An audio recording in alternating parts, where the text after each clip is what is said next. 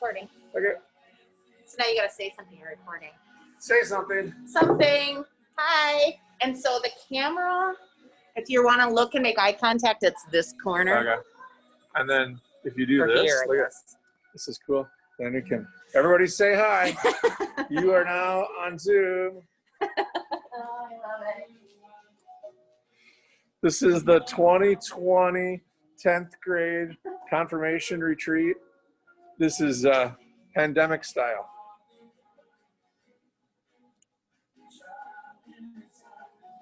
So William, is Hayfield, what are you guys doing for school? All that. So, really? So everybody, no matter age, that conversion after no? And then to see from there how the numbers are and stuff. Well, that's good. So we normal, or at least are you excited for school? Or? Yeah. How about you all? Are you guys all excited for school to start? They look excited, Pastor Matt. Yeah, fired up. So do you guys know your schedule? Are you A or B days, or, you know? What days are you going? Monday, Tuesday? Are you full time online? Well, I'm going to Oh, okay. What is So that? you're starting new. Oh, yeah. And so it's online every day? When does that start? Okay. After Labor Day. Best wishes in that. Cool. Excited for that? Good. Good for you. Let's see. How about you? Monday, Tuesday. You guys are Thursday, Fridays, right? So we got a mix of everything. We've got both. So it's A and B, Pastor Mike, but in Blooming Prairie, they're doing Awesome Day and Blossom Day. I know, so clever. And did you guys all see William's cool mask? I want that. Tell them about it.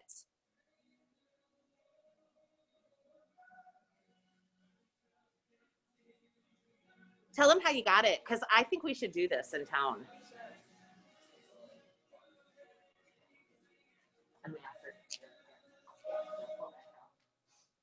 Say it again so we can hear you.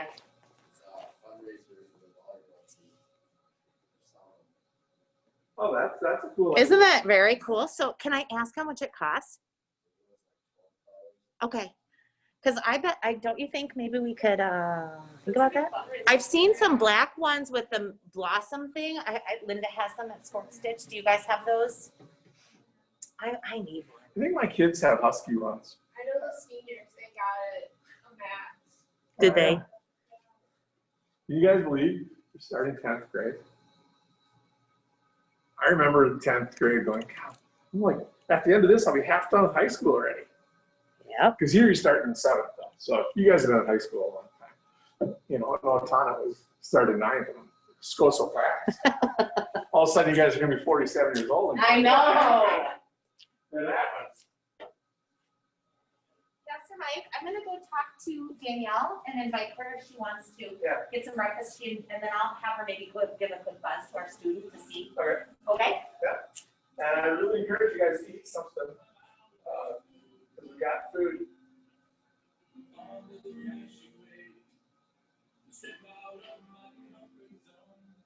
These are yours also. I'll grab these. You guys are awesome. I was going to talk about sermon notes. I still will, but a lot of you brought some.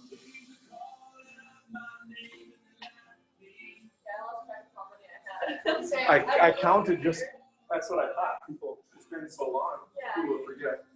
Awesome.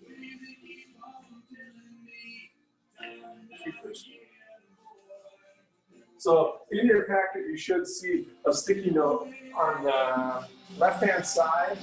That's kind of a schedule for the fall, and then some confirmation worship notes and faith experience sheet, and a sticky note on there. I went and counted yesterday just to give you an idea of where you were.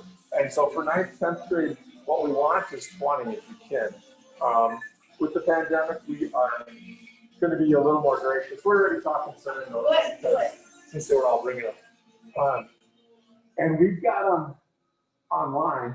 Pastor Heidi will show later. Yeah, I'll show you how to navigate our website because we tried to make it super easy for you guys. there's like 17 sermons or something like that on there. Yeah, yep. That if you need access to them, you can go there. So we'll talk about it later, but that's where that is. So the left side is sort of your confirmation stuff for the fall, and then the right side is our retreat for today.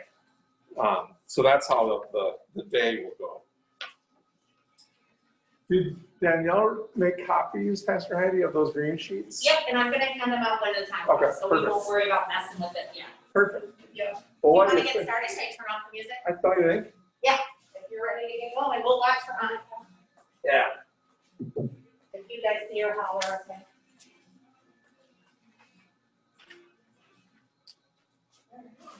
And is Sierra on with us? No. Okay. So we should probably wait for her for. Well, maybe, I texted it. We can wait a minute and see. I just, I'm excited to get going. All right, haven't heard yet. They were saying that their internet up there was spotty. So if we don't connect with her, I said I'll get a hold of her when she gets back, and we'll have this recorded that she can have all the fun online. So how are you all doing? Yeah, how are you managing pandemic living? Has it been a huge change for you? Or over the summer, does it feel like nothing's really changed? I think the summer's been better because you can be outside more, but Yeah. it's really different when you go back to school. You can't really. Yeah. And think we can turn that off? Yep, I'm gonna do it right now. It moves the air, but it's so noisy. Let's turn it on for break times, remind me. Okay. And then it'll keep it cool in here. But it is, the fan is just loud. Yeah. How about others? How has the summer been for you? Feel normal, or you feel like you're missing out on things? I mean, it is the week after the Steele County Fair. That didn't happen. I'm fogging up here. Well, I went through the fair drive-through food extravaganza last weekend. Did any of you do that? They had it set up in the fairgrounds. There were 14 vendors that came, and it was like a drive-through, and you could get slushies and pretzels, and Miss Kittleson, her family has the pork chop sandwiches here, or the stand out here. Well, they were at this, so I got a pork chop sandwich, cheese curds, onion rings, just, all the grease that you need to survive until next year. And so we drove through on Saturday, and it worked pretty well. There was a lot of cars, but you could kind of drive into the one you wanted or drive past on the outside. So they had it set up really well. It went really smooth. So we got a little bit of fair food, even though the fair wasn't here. I have questions. Did you eat in your car then, or did people sit outside? Now, most were, and we thought, well, we'll get our food and then take it somewhere and eat. But it was enough time that in between vendors, you could eat and then get to the next vendor. Because you'd sit in your car for 5-7 minutes to get to the next thing. It probably took us 40-45 minutes to go through it. But there was enough time you could eat and then get to the next thing and eat, and then eat and eat and eat. So it worked out cool that way. So we all left stuffed, full of grease. Well, I want to do a little icebreaker to kind of get us started. And this is more of a fun thing. You should have 2 strips of paper with your packet. And Pastor Heidi, here are 2 for you.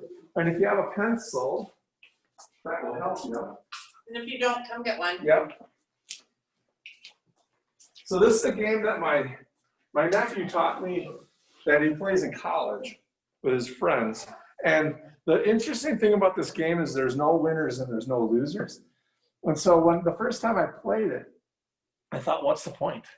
Why are we playing a game that there's no winners or losers? How fun is that going to be if everybody just sort of plays? And it ended up being really fun. And so I've actually played it with my friends. And they said the same thing. What? No winners, no losers, and there's no point to this stupid game. And then we played it like 10 times. So what you do is take 1 strip of paper and you're going to write a name on there. Now, it can be somebody famous, but it can also be somebody local. But we just have to know who they are. You can't write Bob Johnson if none of us know who Bob Johnson is, because we'll never guess it, okay? But what we're gonna do is write it on here, and then you'll give them all to me, and I'll read them. The rule's supposed to be you read them once, but we'll read it a couple times. And then we have to figure out who wrote each name.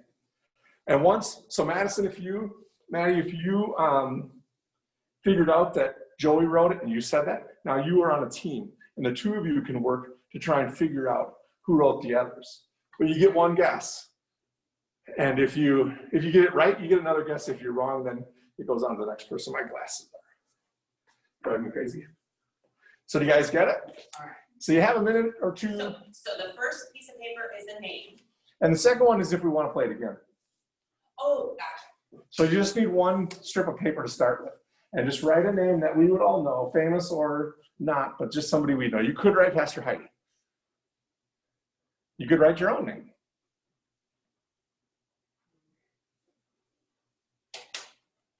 So do you guys get it? Yep, then fold it. I say don't fold it too crazy because then they stand out and you don't want people to guess.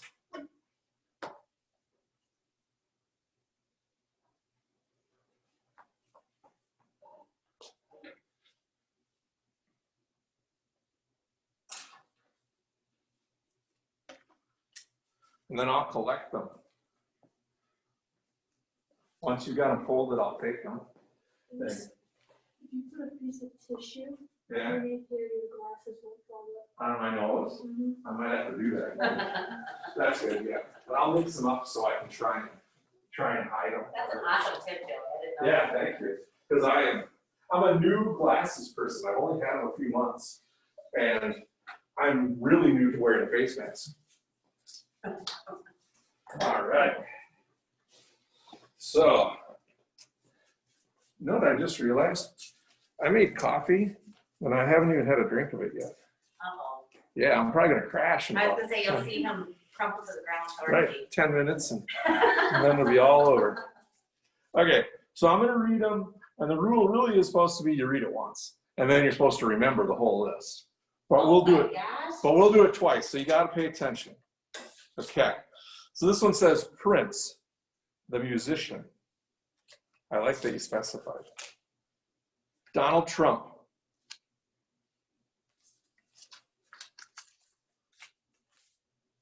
Pastor Mike.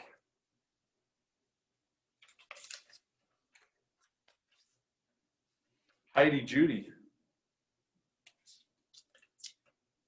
Mr. Stallo. This is going to be hard.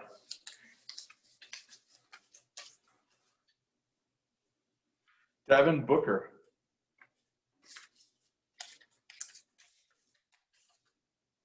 Maddie Lee. And Ryan Gosling.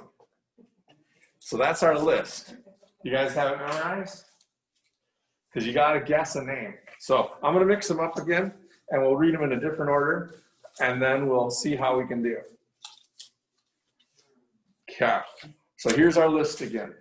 Heidi Judy, Maddie Lee, Pastor Mike, oh, it's everybody in class, Donald Trump, Prince, Devin Booker, which I don't know that I know, Mr. Stallo, and Ryan Gosling.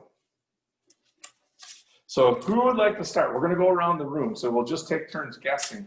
And you have to say a person and who you think that they wrote. And if they're right, you have to be honest, and then you become a team. So why don't we just start here, and we'll just work our way this way, okay? And here's a car. So, oh, good. I'll work with her. Okay. Get her in and we can keep going here. Is Maddie Lee? No, good guess. All right. Is Joey Donald Trump? No. Joey? Ryan Gosling. Who? Me? No.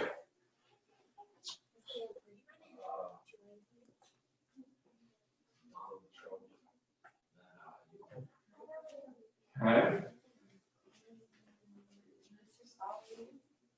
No.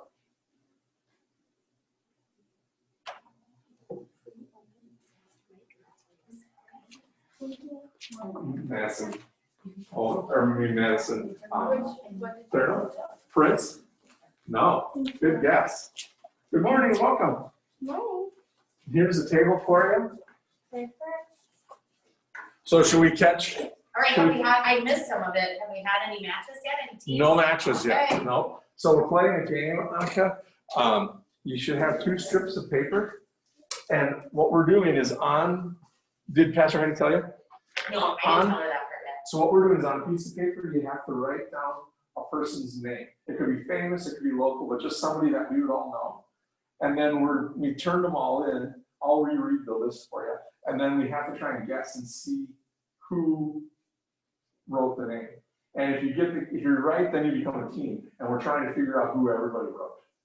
Okay, so it doesn't matter who it is. As long as we know who it is. You know what I mean? So it can't just be like a cousin from Illinois that we've never met, because we've never had that connection. So then anybody, I'll give you just a minute to think. Now we know the list. And we'll hear it one more time now. I'll reread it. I don't know what to write. I know, especially when everybody else is Some written. people wrote, so to help you out, some people wrote people from the community or even people in this room. You want me to There were read the some list? names. Should I read the list and then you can hear that? So some ideas, Mr. Stallo, Ryan Gosling, Devin Booker, Prince, the musician, Donald Trump, Pastor Mike, Maddie Lee, Heidi Judy. Okay. So it is very random. Oh, you know what? This isn't gonna work. Yeah, Yeah, but I was like, we're gonna know her. Because we'll know yours. We'll play it a second time. Okay. We'll play it a second time and then you can play. Sorry, because we'll all know. The new name. Right. So where did we leave off? So it's Pastor Heidi's turn. Okay, so I'm going to say Mr. Stallo, Pastor Mark. Yeah, Woo! that is crazy. We're on a So team. now we're a team. You guys are in trouble. Okay, and I shouldn't be looking at these either. I'm supposed to remember myself. So then we'd get to work together. Yeah, so now we get another chance. Yeah. Okay, So we can like team up and talk. okay, so who do you My guess. guess this one? Okay. Because you've heard everybody, I'm at a little disadvantage for the first round because I didn't hear whatever. I think Joey is Ryan Gosling. Oh, I was sure of it. Back to Maddie? Yeah. Is Ryan Gosling on the green? Ah, so you guys are a team. So if you want to get together and talk, you can to try and figure it out.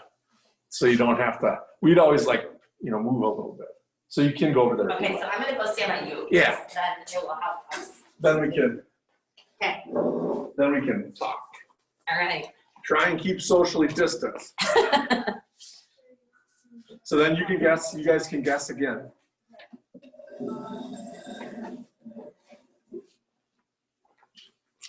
All right.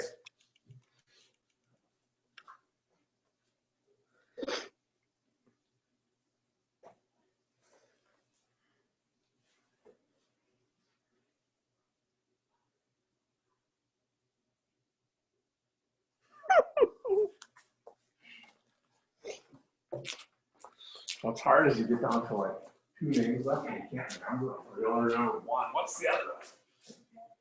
Is Maddie Lee Joey? Maddie Lee, Joey.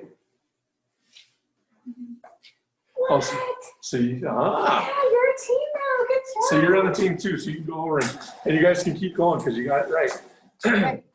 Man, you guys are way smarter than my group of friends. I have a feeling they're all gonna come together by the end. It's gonna be them against us. Exactly. We thought we were winning.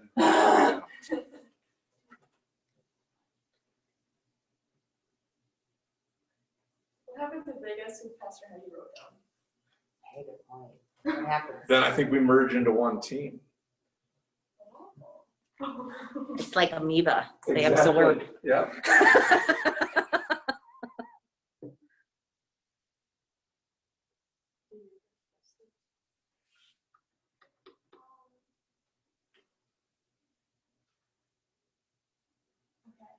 Is Heidi Judy Heidi Judy? Oh, good job, good guess. Good job.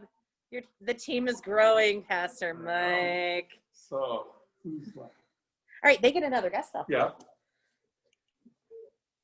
Is Pastor Mike Maddie? Nice. Look at, Well, see, then- it's happening. Look, what I feared most. Devin Williams. Oh, they gotcha, Julia. So then it's just, all that's left is who we, oh no, you know who I wrote. And she's on our team too, because, right? And then it's just Heidi. Oh, it's Prince. You're right. You got it. So Awesome then job, you you wrote- guys. Donald Trump. Ah, Sweet. You did good it. job. Well, that went really fast. Let's do one more. Yep. We'll do one more. Then you're in, Annika, also. Okay. I can't wait to see what happens. And now try not to mix up last round's names with this round. Here, you want to throw them? You No, don't I keep mean, them, do you? just in your brain. Yeah. Oh, yeah. No, I've got it here. Yeah, so nobody can write the same name Yeah. that was written in the first Yeah, one, right? different name. You're right, both of them? You can just do one. All right.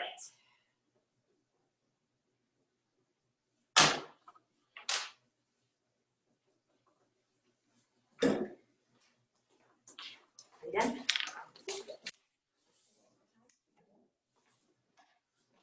Hold it so I don't see it. There you go.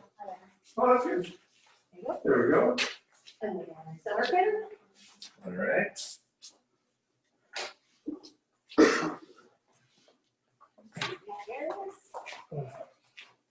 I'm assuming that Sierra's maybe having some technical difficulties. Yeah, we'll see.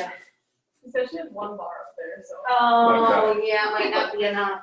I wonder if she could phone in. She could, Yeah. if she'd want to, if, you know, because the video but you can actually phone into the video conference to hear it. So if you tell me the meeting, is there a password? No. Just the meeting ID, can you read it to me? And I'll text it to her. Let's see. Where is it on here? I got it in an email here. Okay. So here, I'll just give you my phone. Yeah, just do that. You start the game and I'll. No problem. There's Yep, got it. So I'll get her. Okay. All right, does everybody turn their names in? Let's read them. Okay. Jim Carrey. Annika Green. William Gillette. This is going to be hard. Mr. Worky.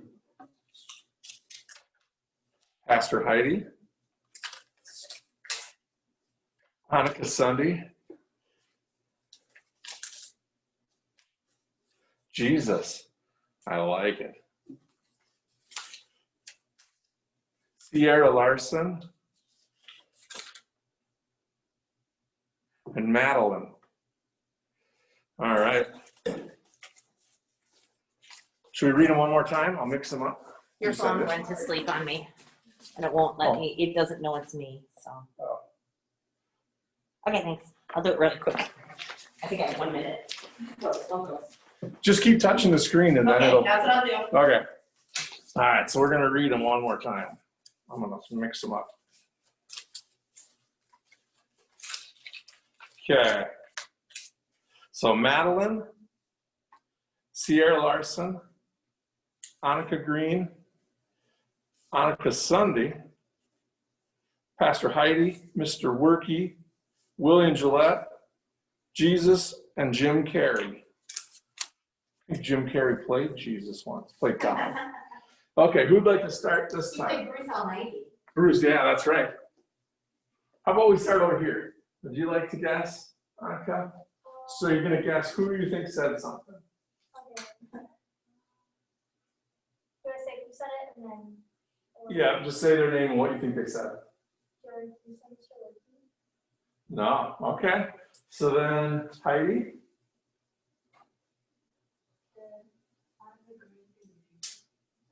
Okay, good guess. So you hear that? Okay. Okay, you guys are a team. Good job.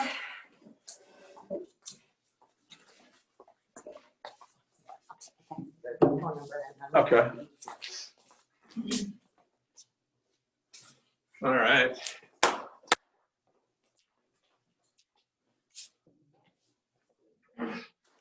planning stages. Oops. Strategizing. They are. And I have to say, because I was texting, I wasn't listening to the list very well, so apologies in advance if we end up being on the same team. Should I reread it to you? No, it's okay. Okay, did you say Jim Carrey? All right. So then William.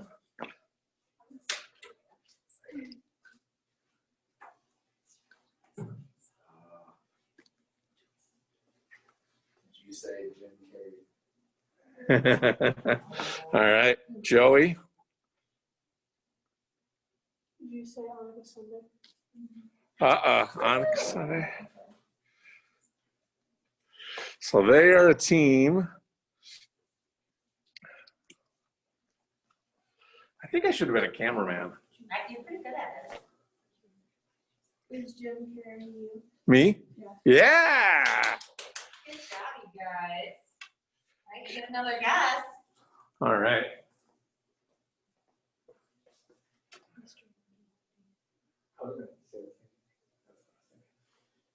Did you do Mr. Murphy?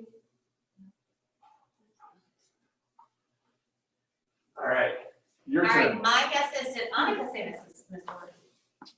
No. Okay. All right. So whose turn? Who hasn't gone yet? Have you gone? Yeah. In our group. Oh, yeah.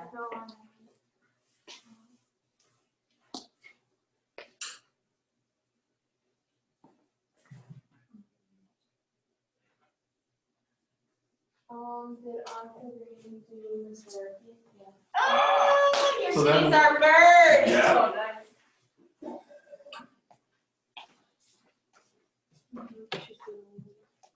Is Madeline on this one? We're getting this figured out. They are. They know each other well, I think. Uh-huh.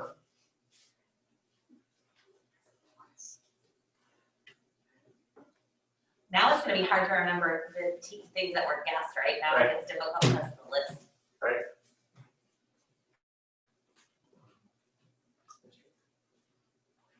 What? Oh, yeah. Don't listen to me. Are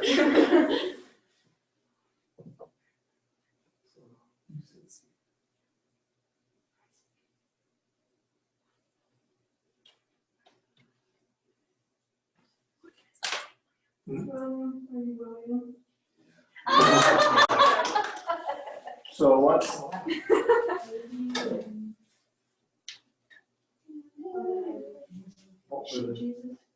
Oh, I am Jesus. of course. That's a lot smaller. Okay.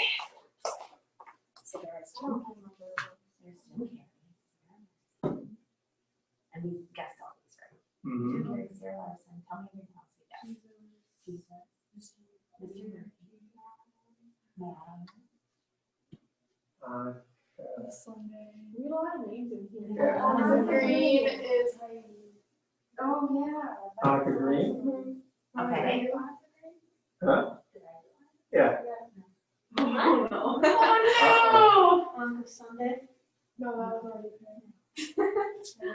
Was there another? William Gillette. That was William. Oh, yeah, that was William you. was William. Wait, well, that's not agree. Okay, this is gonna be awesome to me if the team of 8 Yeah. loses to the team of 1 I think because we it's- can't remember.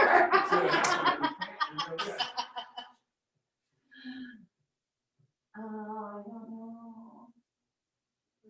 Because now I'm getting mixed up from the first Uh-huh. round and I'm thinking of things from the first round. I know they're not in the second round. Does anybody remember the guy name?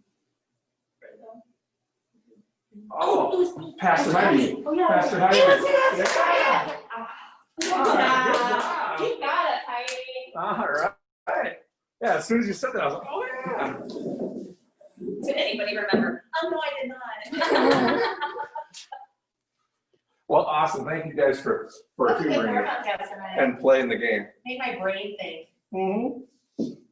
And it's real easy to set up. So if you'd like to do it, I don't own that game. So you guys can do that. So I want to ask you a question, and I sort of did already. But I'm serious when I ask it, as sort of our second warm up. Really, how are you guys doing? Pastor Heidi and I talked yesterday morning at staff, and we talk all the time just about a lot has changed since March. A lot has happened with the pandemic. A lot has happened with rioting and racial unrest. We're in the middle of a political campaign, and they always, there's lots of ads and lots of commercials and lots of opinions. And so we hear a lot of that noise too. Some of it we agree with, some of it we don't agree with, no matter who we are, no matter what. And so I'm just wondering how you guys are doing. Has the summer been, from that standpoint, has it been difficult, or are you able to block some of that noise out?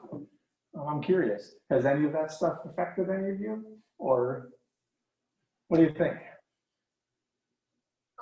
The only thing with COVID that affects me, I haven't been able to work this summer because catering. We haven't been able to have any gigs, so that was kind of hard on me because I had no spending money of my own. That was kind of hard, but with like all the rest, I kind of like shut off, like the internet once in a while and just kind of stop, going scrolling through like Instagram or Snapchat or something. Yeah. Kind of block. Very wise. That is wise, because there's a lot of noise there, isn't there? Mm-hmm. Yeah. Thank you. So have you been able to, so you don't have any kind of way to make money, huh? This summer, free? Luckily now it's kind of starting to pick up again, but it's still not as much as what I'm used to, like getting, usually making at least 1,000 a summer kind of thing, or if not more. Yeah. Oh, that stinks. Yeah, you don't realize all the collateral damage from everybody who can't work. Yeah. Oh, Yeah, thank because you. catering, even if they're having an event, it's limited to 50% of what they can have. Yeah. So then they probably need 50% of the staff that they, you know what I mean? Yeah. So yeah, you get at best 50% of the Wow. jobs, yeah. Wow. Thank you. How about, For sharing. yeah, others?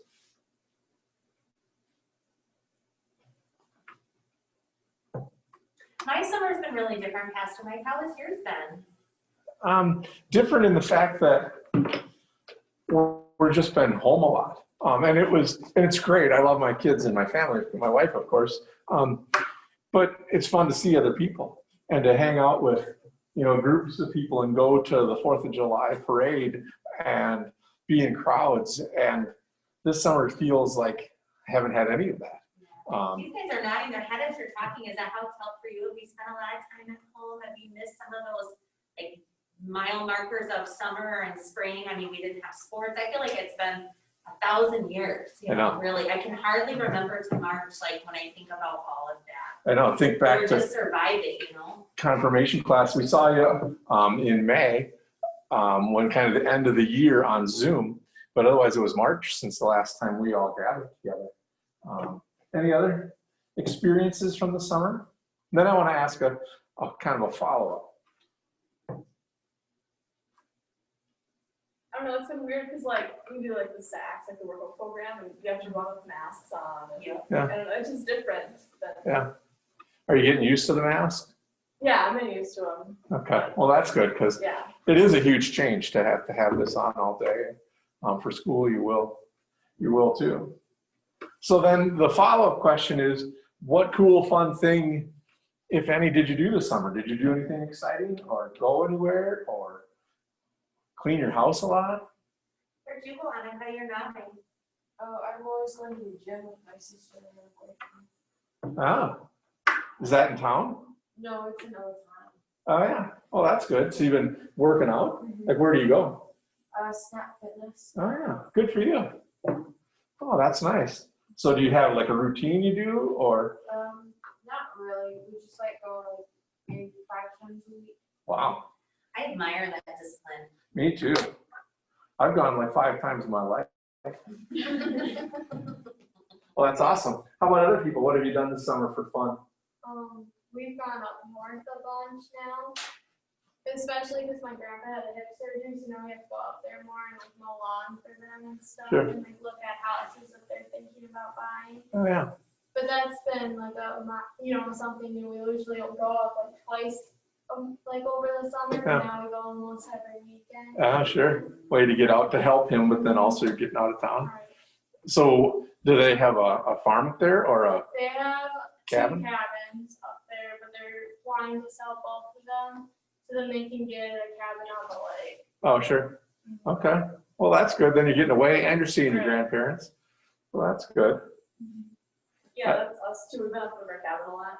Since there's nothing going on, there's no baseball or anything, so Right. that's been nice. Yeah. Well, that's good. Where's your cabin? It's in Faribault on Fox Lake. It's kind of a small lake. Oh, I know. Yeah, I know. Yeah, the it's pond. good. Yeah. Oh, that's good. How about you? Where do your grandparents live? Grand Rapids and Cohasset. Okay. Yeah. That is a long drive. Others? Anything exciting? We went up to South Dakota, or went over to South Dakota, Okay. and then went to Michigan. Okay. Like family vacations? The Michigan trip we do every year with our whole family, and then South Dakota was just with my aunt Okay. and uncle. You didn't ride a Harley over or anything, did you? Did you Yes, see sir. the Corn Palace? No, Did you see Mount Rushmore? yes. Yeah.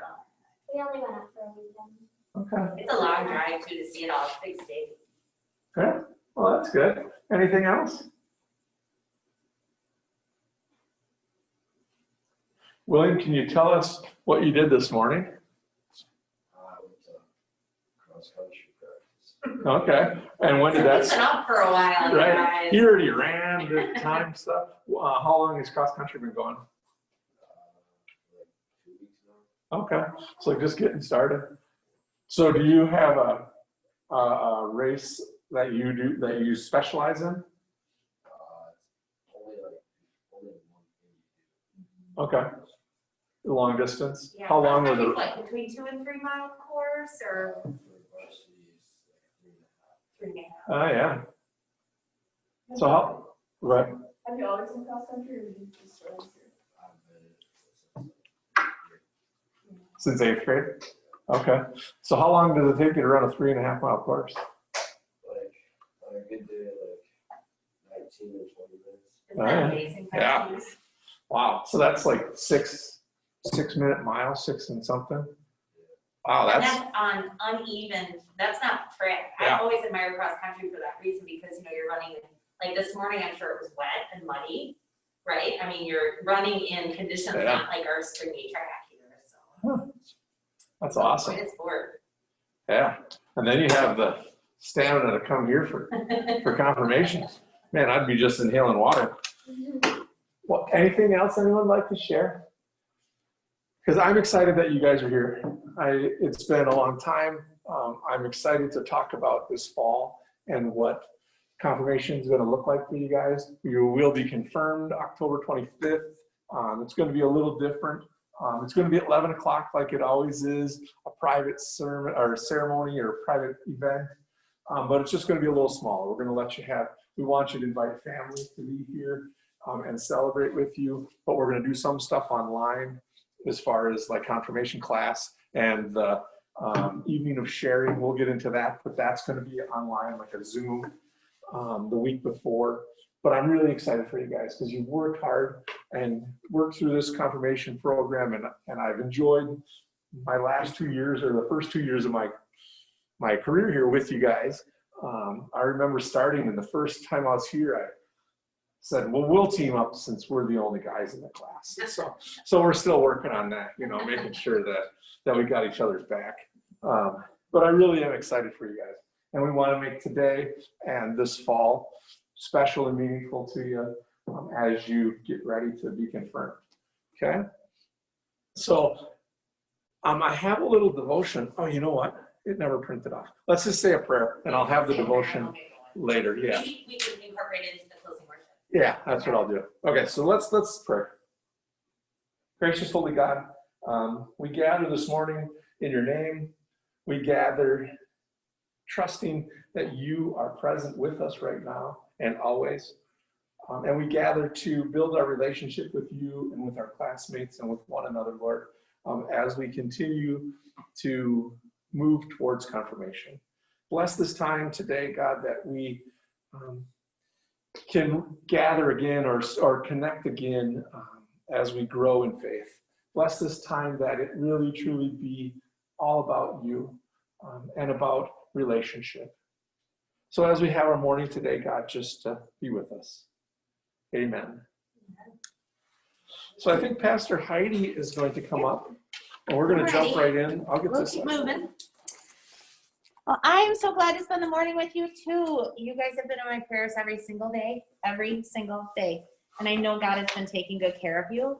As Pastor Mike said, he, myself, and our church is going to make sure confirmation is as special for you guys as it is for any other year. Now, with that said, as he mentioned, what we do, the ways we do things might differ, but the reason we do them does not. And so I think it's going to be an awesome fall. So you have a folder in front of you that is blue. You have your green confirmation folder, but then you have your blue folder for today, as Pastor Mike mentioned. Keep this, okay? This is your curriculum for today, but also for September and October, okay? It's gonna be really important that you hang on to this, don't lose it. I know you're gonna get a ton of papers and things for school, you know, academics, but also athletics. Don't stress, but make sure this gets put in those safe spots too, because you're gonna be pulling this out come September again. Our goal today is make sure you get a really strong start, because we know things come at you pretty fast, and confirmation day, if we're not having a little time together in the summer, it can feel like it snowballs really quickly, and we don't want it to feel that way for you, because you'll do your best preparation when you turn off the noise, as you were saying, you know? So this is our day to do that. So I want you to take 5 minutes to just chill. You can chat with each other. You can see that you have markers on your table. You can decorate the front cover of your folder. I'm going to turn on some music. And then, like you said, Pastor Mike, we're still getting used to our masks. So if you want to take a break, grab something to drink. If you'd like to take your mask off and just stretch your face, I call it. I think, are the courtyard doors open yet? Okay, so we'll get those open. But if not, the north door here and the south door, which is the one way far down, you know, by the end of the narthex there, that one's open if you want to go outside. So we're going to do 5 minutes. So for us, that is 9:50. All right. I'll turn on some music, but go ahead, decorate, chat, chill, do your thing, and then we'll get into the actual curriculum of what we're doing.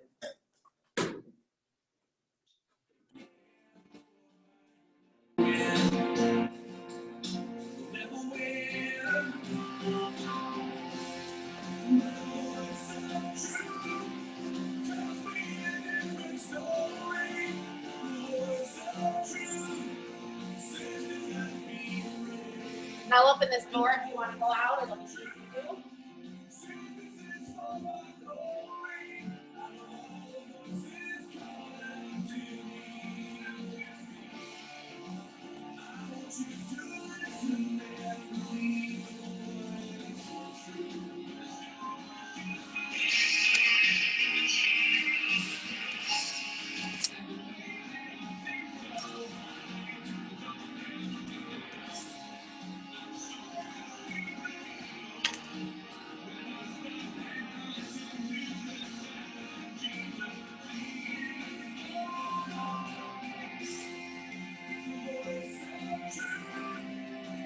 Get out and stretch your legs. Like I said, you know, you can do anything you want. But we're going to be sitting here for a little while. So.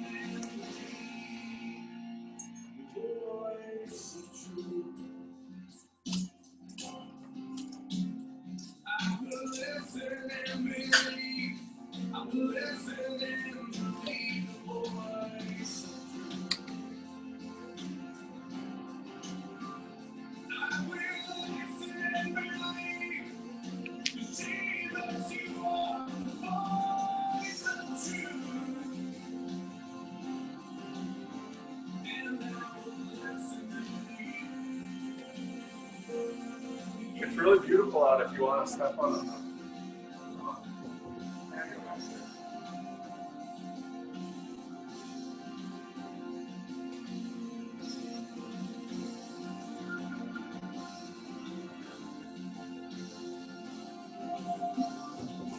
And if anybody gets tired of their mask, like as far as like the one you have if it just starting to feel really hot or really wet, we have disposable ones, and I'd be glad to give you one. Okay, so if you want to change yours out, that's just fine too.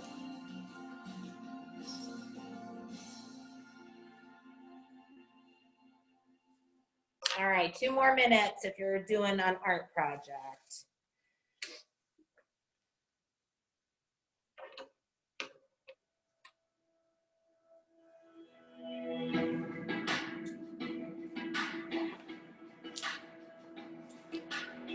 Had pain in the weirdest places, broken souls with smiling faces, fighting for surrender. Well, now and the after, yeah. Just look around and you see that people are scared to say how they really feel. Oh, we all need a little honesty. You are loved to a thousand pieces. If you're lost in the dark, I'm chasing. Just to come know you love. Just to come know you are loved. Feels like something's missing. If it hurts, but you can't unsee. Just to come know you love. Just to come know you are loved. I need to be superheroes, focus shot, all sides heroes, a lie not expected, but not quite perfected, yeah. Who can see the sun is shining? There's someone new rising, more than you. It's calling you are loved, lost in a thousand pieces. If you're lost in the dark, I'm chasing. Just to come know you love. Just to come know you are loved. Feels like something's missing. It hurts, but you can't unsee. Just to come know you love. Just to come know you love. All right, so you can keep coloring if you want while I talk. I am one that likes to do. Are you doodlers? I like art, and it helps me think and concentrate. So certainly, if your hands are moving, we'll know you're listening. So that is just fine. On the front cover, you can see there's your name, and then you can see there's going to be a little box that says My Spiritual Gifts. That is part of the curriculum that we will do in September and October. So don't worry about that quite yet. We'll do like a spiritual gifts inventory. Maybe, Pastor Mike, we should make a note. We should probably hand out the stuff they'll need for that with the orientation materials in September. That might be the easiest way instead of trying to mail it. I think we should just put extra stuff in the 10th grade packet, and then we'll go through it when we have class together. So, okay, so don't worry about that, but you can color around it, but that's what that is. We won't get to that today. We will in a month or so, or 3 weeks or so. Okay, so what I'd like you to do is take out and I think it's the first one that's in your folder here, the bright yellow page that says My Faith Poster, okay? Like I said, every single page in here is kind of important with the deadlines and the details. We're gonna be throwing a lot of information at you today, and we know that you can't remember it all. So that's why these pages, everything that we're gonna say is written down here so you can refer to it again and again. But many of you, as I look around, have somebody in your family that has already been confirmed. For some of you, it's the very first time, although I think you're pretty familiar with what we do here. So part of your final project will be making a poster that is sort of like a social media profile in some ways, in the sense that it is all about you, okay? Your likes, your loves, what you're about, what you believe, and just your way of seeing the world. So there's 2 different ways you can do the poster, obviously, vertically or horizontally. We won't give you this black paper today. In fact, we're gonna wait until at least the orientation to give it to you, because sometimes the temptation is to worry about the design more than the content. And so today we really just want to talk with you about the content of what goes on your poster, and then there will be plenty of time for you to put it together and arrange it, okay? Actually, that comes together, I think, fairly quickly. But like I said, the temptation, at least for me, was like, I always want to make things prettier. Do you ever paint something and then you like can't leave it alone? Yeah, me too. So, but that's what this will look like, and everything that you do will be presented in that format. So we're going to take a look at the sheet. As I mentioned, visual presentation. Black poster board is provided. What goes on the poster is up to you, but each poster must contain the following. So Annika, what's the first thing that needs to go on your poster? What's that first bullet point? First, middle, and last name, and it says will be done with you. We can do some we have a printer here that can do bigger pieces of paper, so we can print your first, middle, and last name for you that you can affix to your poster much, I think, more easily than you trying to like hand draw your whole, like my name is Heidi Stumatz Heingarten, you guys.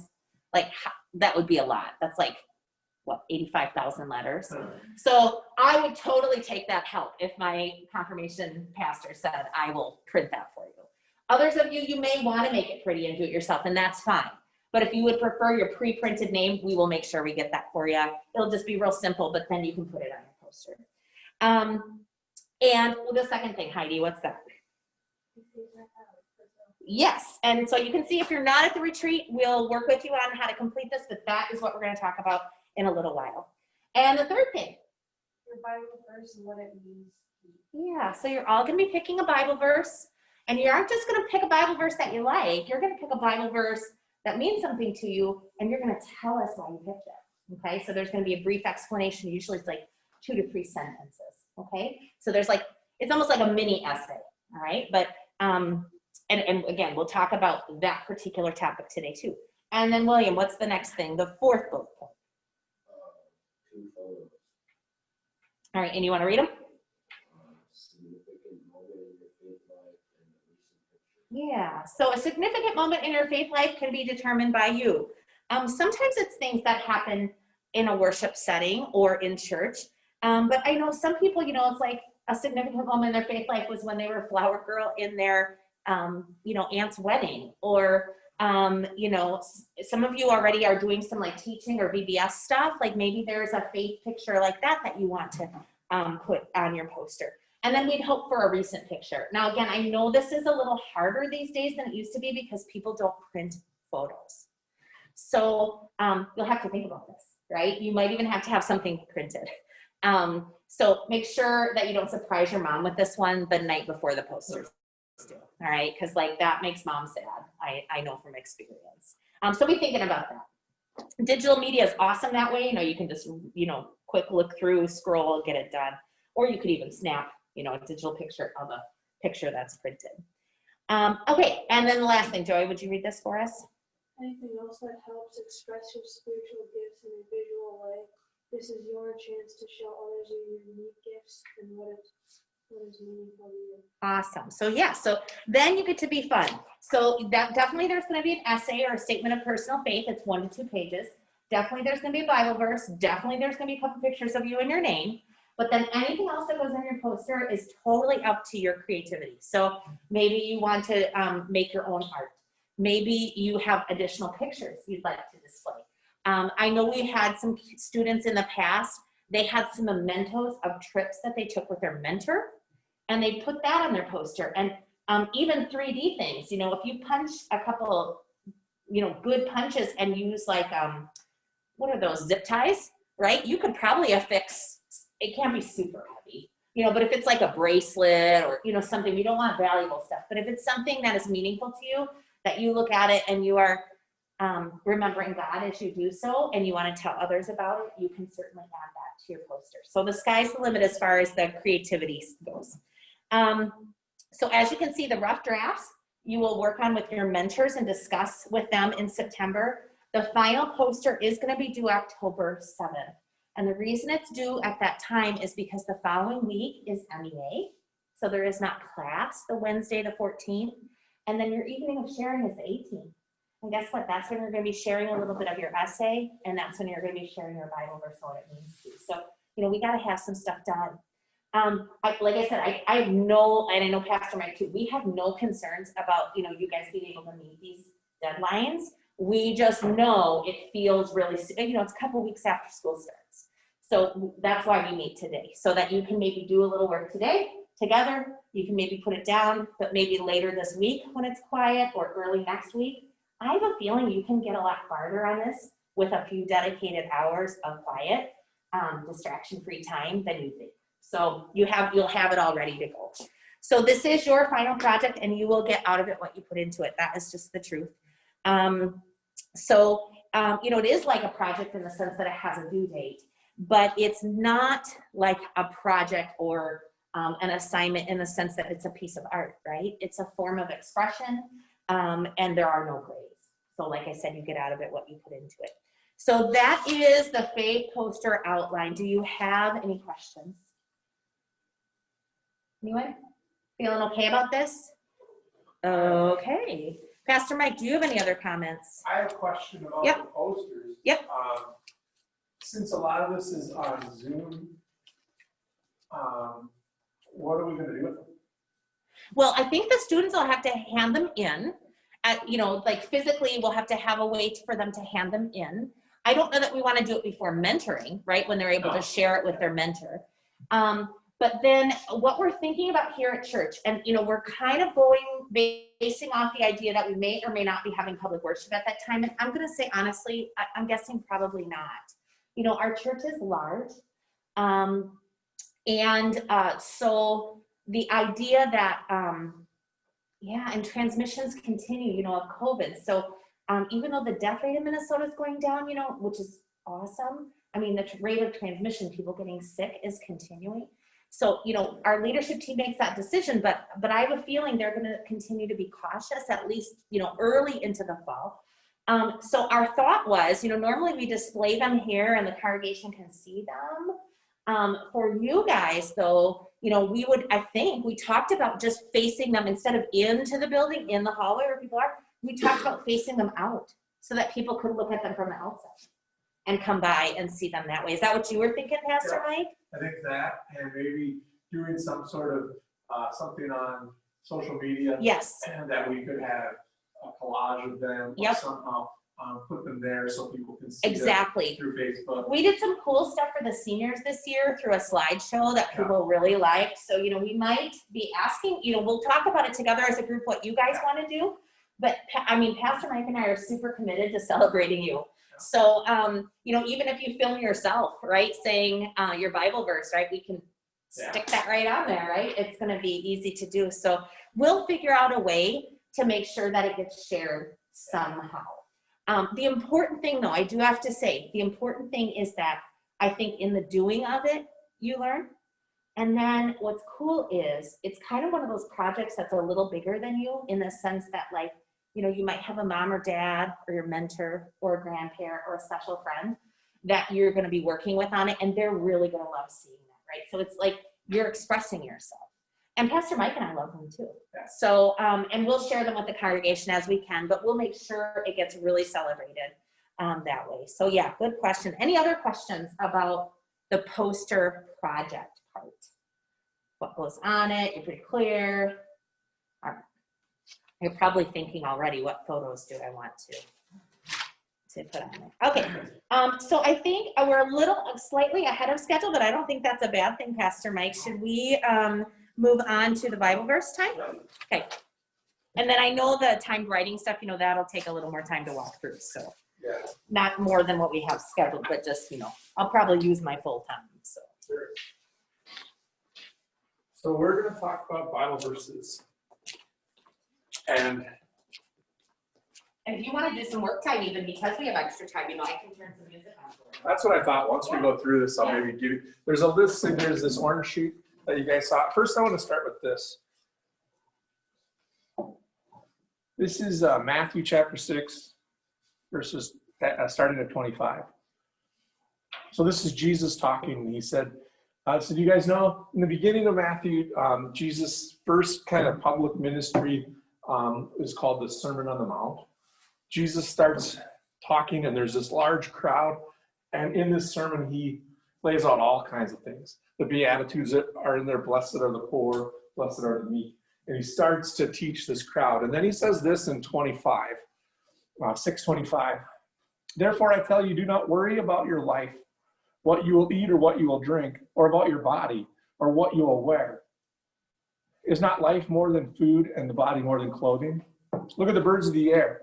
They neither sow nor reap nor gather into barns, and yet your heavenly Father feeds them. Are you not of more value than they?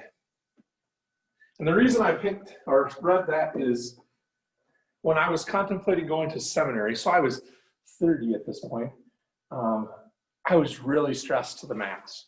I'd actually just started a new job. I'd only been married for a few months, and now I was thinking about going back to school and a lot of school. And I was stressed to the point, like, I don't think I'd ever felt that. And Tiffany, I think, was pregnant or soon. So we were within a year of having a baby also. And I was as stressed as I've probably ever been in my life. And I went to worship on Sunday morning in Owatonna at Trinity. And Pastor John Lestock read that gospel lesson and then preached about worry and trust. And I saved the bulletin, and I actually found it in Tiffany's grandma's Bible. I put it in there, I don't even remember when. And I found it probably 6-7 years later. But that Bible verse has stuck with me because worry and anxiety is a family heirloom that many of my family have, struggle with anxiety and worry. And that text has stuck with me for the last close to 20 years. And that's what a Bible verse is about, is finding a text that is yours. That means somebody else can read it, and it's a nice verse, but it doesn't speak to their heart the way your own Bible verse speaks to your heart. It helps you in tough times. It gives you encouragement. It gives you joy. It's something that is yours. And that's what we hope you guys can do, is find a Bible verse that's yours, that kind of talks about your character or helps you in life, or whatever the reason that it speaks to you, you choose it. And so we ask you to write your Bible verse and then explain why it's yours. And hopefully, if it's not memorized, you know exactly where it is that you can pull it up throughout your life and have it be yours. Because it really does give me comfort and helps me remember, I'm just worried, but God provides. God provides for everything. And so, yeah, I'm stressed right now, but I know God will carry me and, provide for me. So this is the sheet with Bible verses. I'm really huffing and puffing here. Yeah, it's the mask. Yeah. Woo! Like I'm running Take your time. I know, I'm running like a 3-mile race. So this Philippians says, I can do all things through Christ who strengthens me. And then there's a description underneath. Ever since I was little, I was sure that there was a God. As I grew in faith, I realized that this God was providing for me whenever I needed it. Christ, my Savior, gives me power to live through whatever happens in my life and to know that in the end, Christ will be victorious. And so that's what we're hoping that you will do, is find a Bible verse that speaks to you and then write why it speaks to you, right? It's just 2 or 3 or 4 sentences explaining why you chose this verse. And there's a list of Bible verses here that might be something that you want to use, or maybe you have something that you've already, heard in worship, or a parent or grandparent, it was a favorite of theirs, and so you've heard it from them. And if that's something that you'd like, we'd like you to choose that. So I was curious, do any of you have a favorite Bible verse? Put you on the spot. Or Pastor Heidi, do you have one? I can tell you my confirmation verse. I can tell you my husband's confirmation verse. I can tell you both of his grandparents' confirmation verse. This is like a huge thing on the Heimgartner side of the family. Did you know that? No. So I have one, and in fact, mine is Philippians 4:13. I can do all things through Christ who strengthens me. And just like Pastor Mike was saying, that was, I was about 14, 15 when I was confirmed, and that verse really spoke to me. and my experience, right? Because it's like God's word and my experience collide in this, and it just like, I don't know, you have that feeling inside. You know what I'm saying? So when I was your guys' age, I had moved to a new school. I moved in with my other parent. I had lived up until age 14 with my mom, and then I moved in with my dad, so I switched schools. I was separated from my twin sister. I had probably every change that you can think of on the like life cycle stress scale, like I had that year. And I really started to see how God was leading me through that stuff, right? So for me, Philippians 4:13 was my verse. Now this paragraph is not what, I mean, I don't know what I have for that, but that was my verse. Paul's verse is Matthew 28:20. Jesus says, "Lo, I am with you always to the end of the age." And I know that because on the picture of his confirmation class, or his confirmation party, the verse is on his cake. And his aunt, who is his godparent, hand-stitched, what do you call that, like cross-stitched? A little, we have it in our home. When Paul's grandpa died, he was a Missouri Synod Lutheran pastor. All of a sudden the pastor was preaching, he was preaching on Romans 5. Romans 5:5, and hope does not disappoint us because of God's love that has been poured into our hearts through the Holy Spirit that has been given to us. That was his confirmation verse from like literally now 100 years ago. Grandma died this summer, and I couldn't go to the funeral because of the pandemic, but Paul went. This was his grandparent, and he was a pallbearer, and he Zoomed, or actually he Facebook Live for our family, the service. And Grandma's verse, which I never knew, and I wish I had known because I would have talked to her about it more. Hers is Psalm 27, "The Lord is my light, my salvation." So you can see how verses, like, I mean, if you really take it seriously, it can guide your whole life through. So I really encourage you to give deep thought to that because it will return to you when you most need it, just like you said. And you know, you can't just pick a verse because it's your mom's favorite verse, right? I mean, that's mom's faith, right? Or grandma's faith. You gotta, I think you gotta do it for yourself. And this is one way that I think God is really trying to speak to you. So I would say listen carefully, and don't do the random like Bible, what do we call that? Like when you shake the magic 8-ball, you know? And you just open the Bible to anything. I mean, yes, it's all God's word, but you know, that's maybe not the most faithful way to approach the topic, right? But really listen and think. Maybe make some notations about ones that are speaking to you, and then go back again and again and see which one is jumping out. But you'll know. And then I think family and friends can help you. They'll say, "Oh yeah, I think that one really suits you," right? So that's my story about Bible verses. I have lots of, I mean, personally, I have lots of favorites. I don't know that Philippians 4:13 is necessarily where I'm at right now, right? So if you'd ask me that question today, I would say it's John 10:10, where Jesus says, "I came that you might have life and have it abundantly." I love that verse because it talks about all the amazing blessings. Because I sometimes struggle with seeing the good. Like I'm always one that's like noticing what isn't working, or maybe where I could improve, right? Like I have that perfectionist streak. And so it's helpful for me to remember that Jesus gives us everything that we need. We don't have to like worry and stress because there will always be enough. So I think, so here's a list. If you don't have one that you want to just turn to, here is a list of some suggestions. Maybe we could take a few minutes. You guys can open up your Bibles and read a few and kind of just take some time to listen. And maybe on this sheet, if you find one that seems to speak to you, make a mark by it. And keep reading other ones and just see if you come up with 2 or 3 or 4 and hear that sound like you. All right, we'll take a few minutes to do that.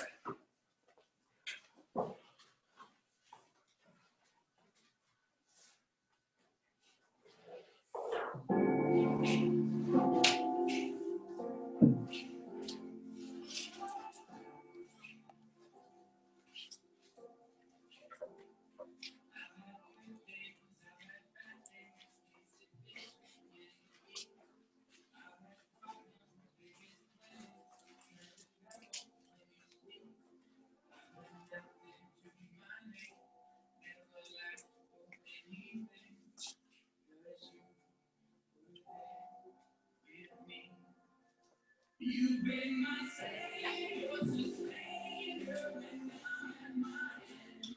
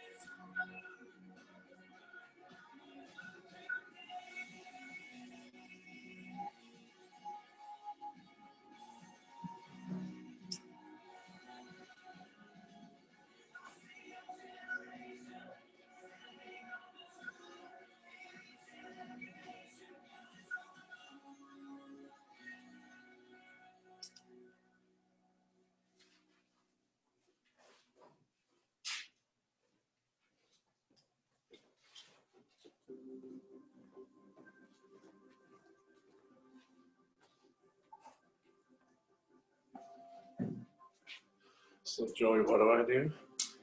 Just take a piece of like fingers. Yeah, my neighbor said that you hold it up and you just place it on this. You just place it. Right there. Okay. I'm gonna try it and see. Yeah.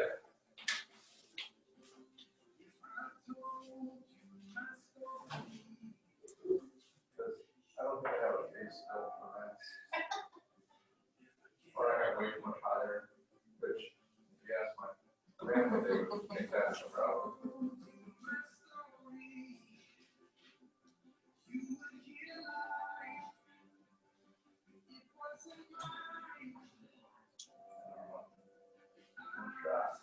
Oh, right, yeah, sure.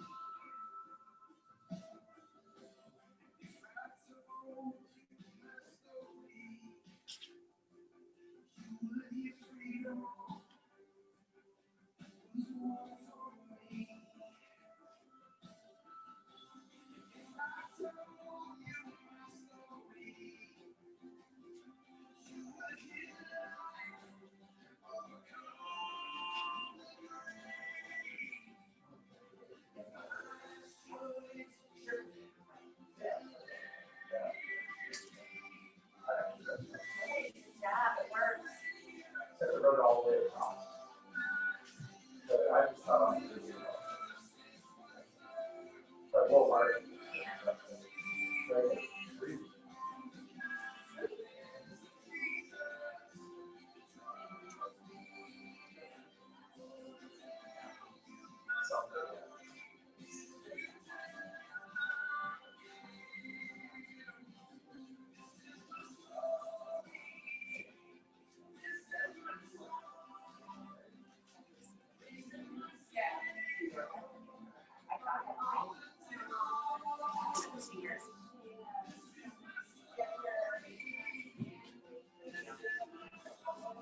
Oh, really?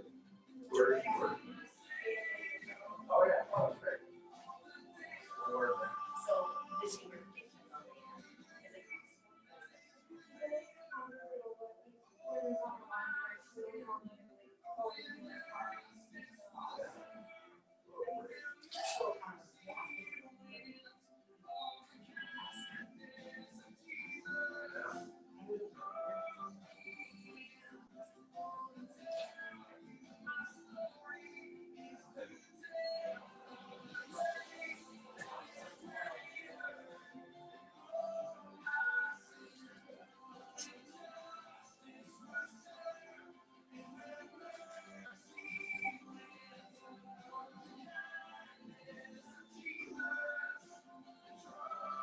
Yeah. How are you guys doing? Are you finding anything that you're liking? Yeah. Well, that's good. And if you're having, you know, if you want help or want to talk to one of us about it, we definitely can help you today or another time. For sure. Talking through with, yeah, whatever.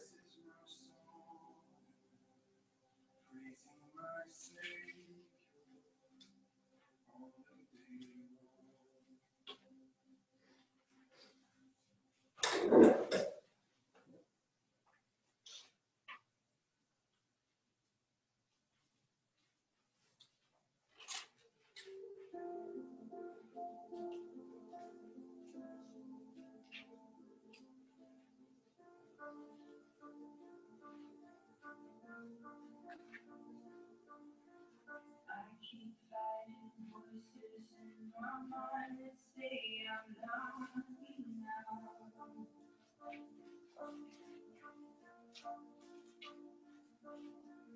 Every single lie that tells me I will never measure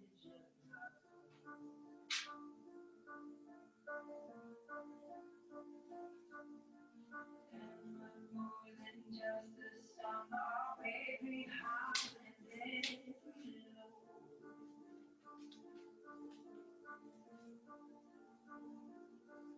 Remind me once again just who I am because I need you.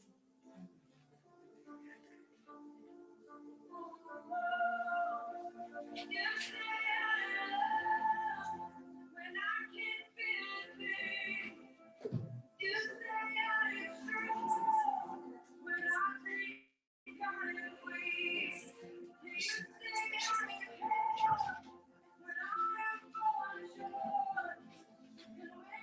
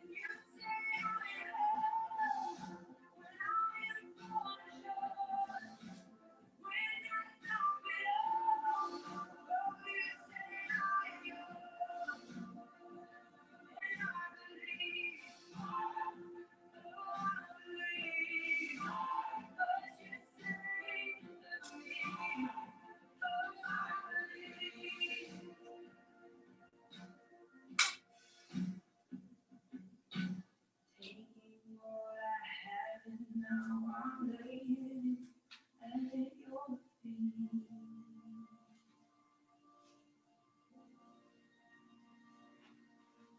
You'll have every failure back.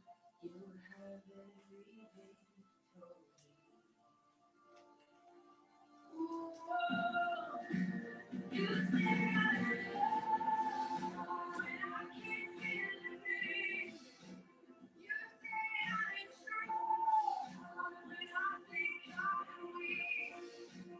You say I'm held when I am unsure. When I don't belong, oh, you say I'm yours. And I believe, what you say to me.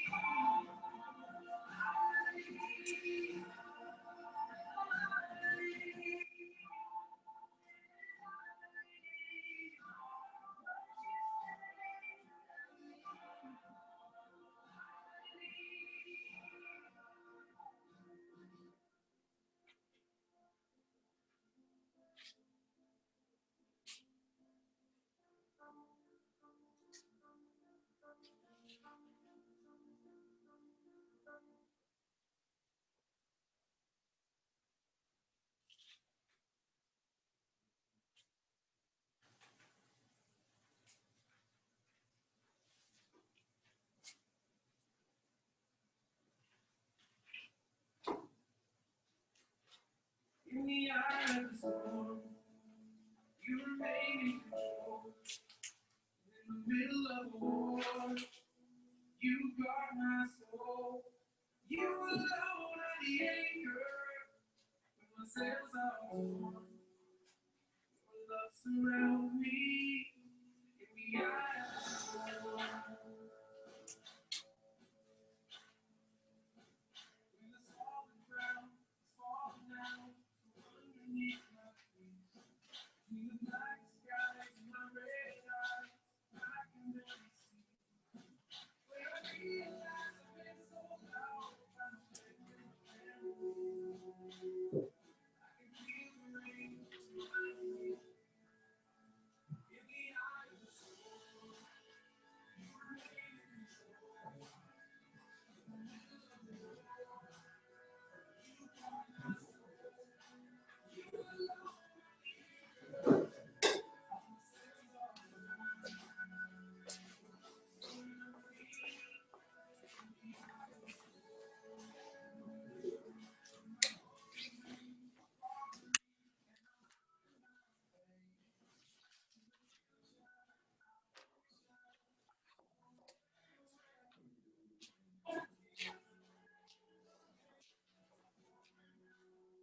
You can wind up your thoughts.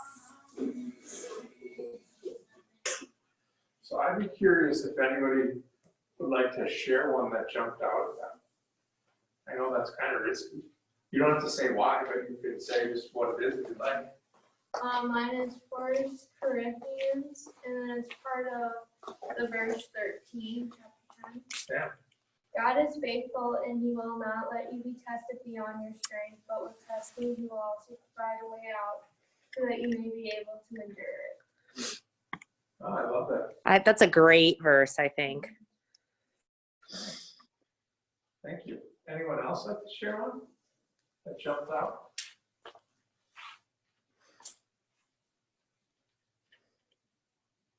Even if it's not like a for sure, maybe you're thinking between a couple, but you like a couple and you want to read a couple.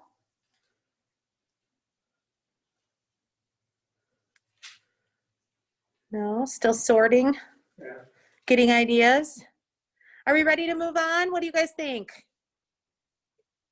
Yes, no?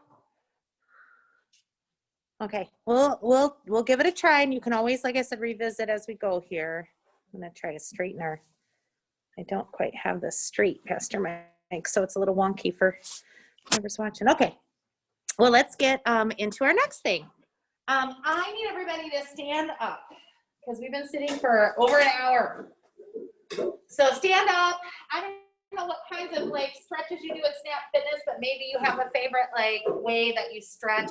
For me, it's always like I'm always hunched like this because I'm always over a device. So for me, it's always like opening up my muscles here on my shoulders and chest. But maybe it's your legs, or I don't know what it is, but you just take a minute and stretch and take some deep breaths.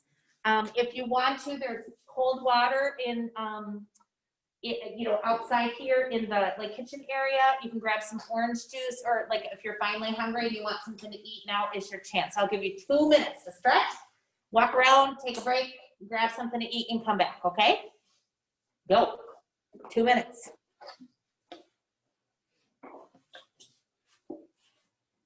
They all came prepared. They are workhorses. I can't do it this long. I got to get up every hour. I know. Don't be, restrooms. There are, of course you can use the restroom too. And you'll notice there's some signage on the church that I want to mention to you.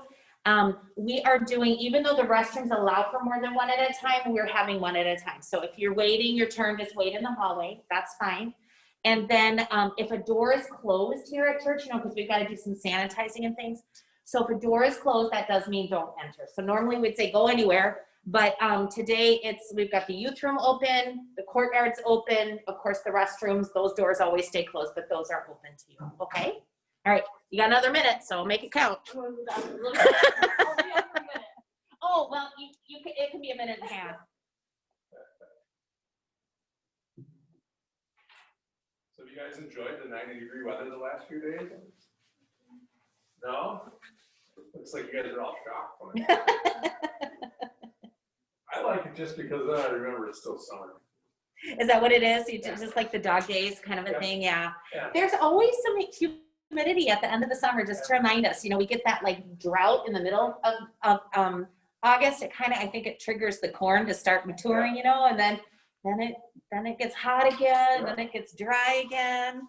As a kid, so my birthday's the end of August, or was last week, and that's what I remember is my birthday always being hot and humid. And so when we get to these hot days, then I'm like, oh yeah, that's what I always. It's your birthday. Must be my birthday. Yeah. Cool.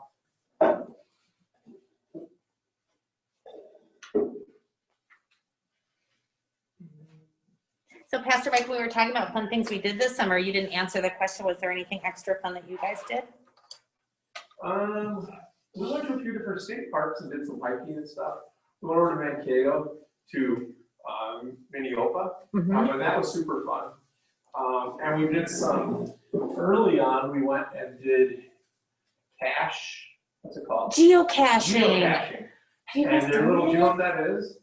Joey's done it. My cousins. You've done it kind of like rock hunting. Tell them what it is. Yeah, so I think it's a group, an organization, and they hide these little geocaches. They can be little, they can be bigger, and then there's like coordinates and directions to finding them. And they're all over the state.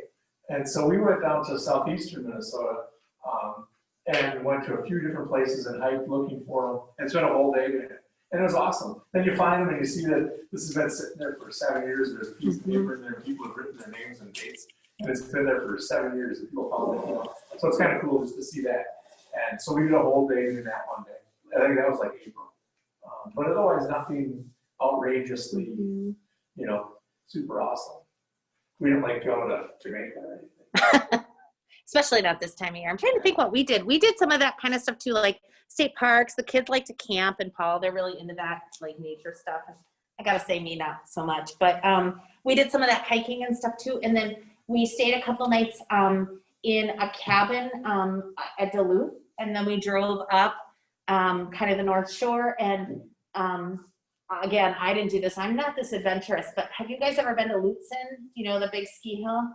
Okay, well, in the summer, they have, it's kind of spendy, but they have these, like, I don't even know how to explain it. It's almost like a toboggan, but it's on the grass. And then you go down the ski hill on the thing. Oh, yeah. I mean, it's looked terrifying to me. And it's super high, and it goes really fast. And the kids and Paul did it, and then they came back to the car, and Paul said, next time we do that, I think we'll be wearing a helmet. Oh. So I think you bounce around a lot. But the kids like that. And we thought about rock hunting. Did you do any of that in Michigan? We go to Rock Beach and we look for plastic. Oh, because up in Duluth, I think it's, what is it people are always looking for? Geodes. Yeah. And we thought about doing it, but then I talked to a friend who does it she's an artist and she goes up there a lot. And she said, actually, most of the geodes are pre-picked over for like Duluth area. So that's not a good spot. You have to go more into Minnesota, like northern Minnesota, like more inland. And you have to look for like, you know, abandoned quarries and stuff is where you have to go. And then you have to go on like trails. And I was like, oh man, that sounds like we're not going to have much success. So we didn't do it, but I'd like to do it sometime. Because, Yeah, I mean, it's pretty exciting when you find stuff, right? I mean. Have you guys found any good ones? My family doesn't really have an eye for it. But I found a really, really good one this time around. And what makes it really, really good? What's special about the stone? I'll go to the picture. Do you? Okay, we want to see. And then you have to bring it up here to show.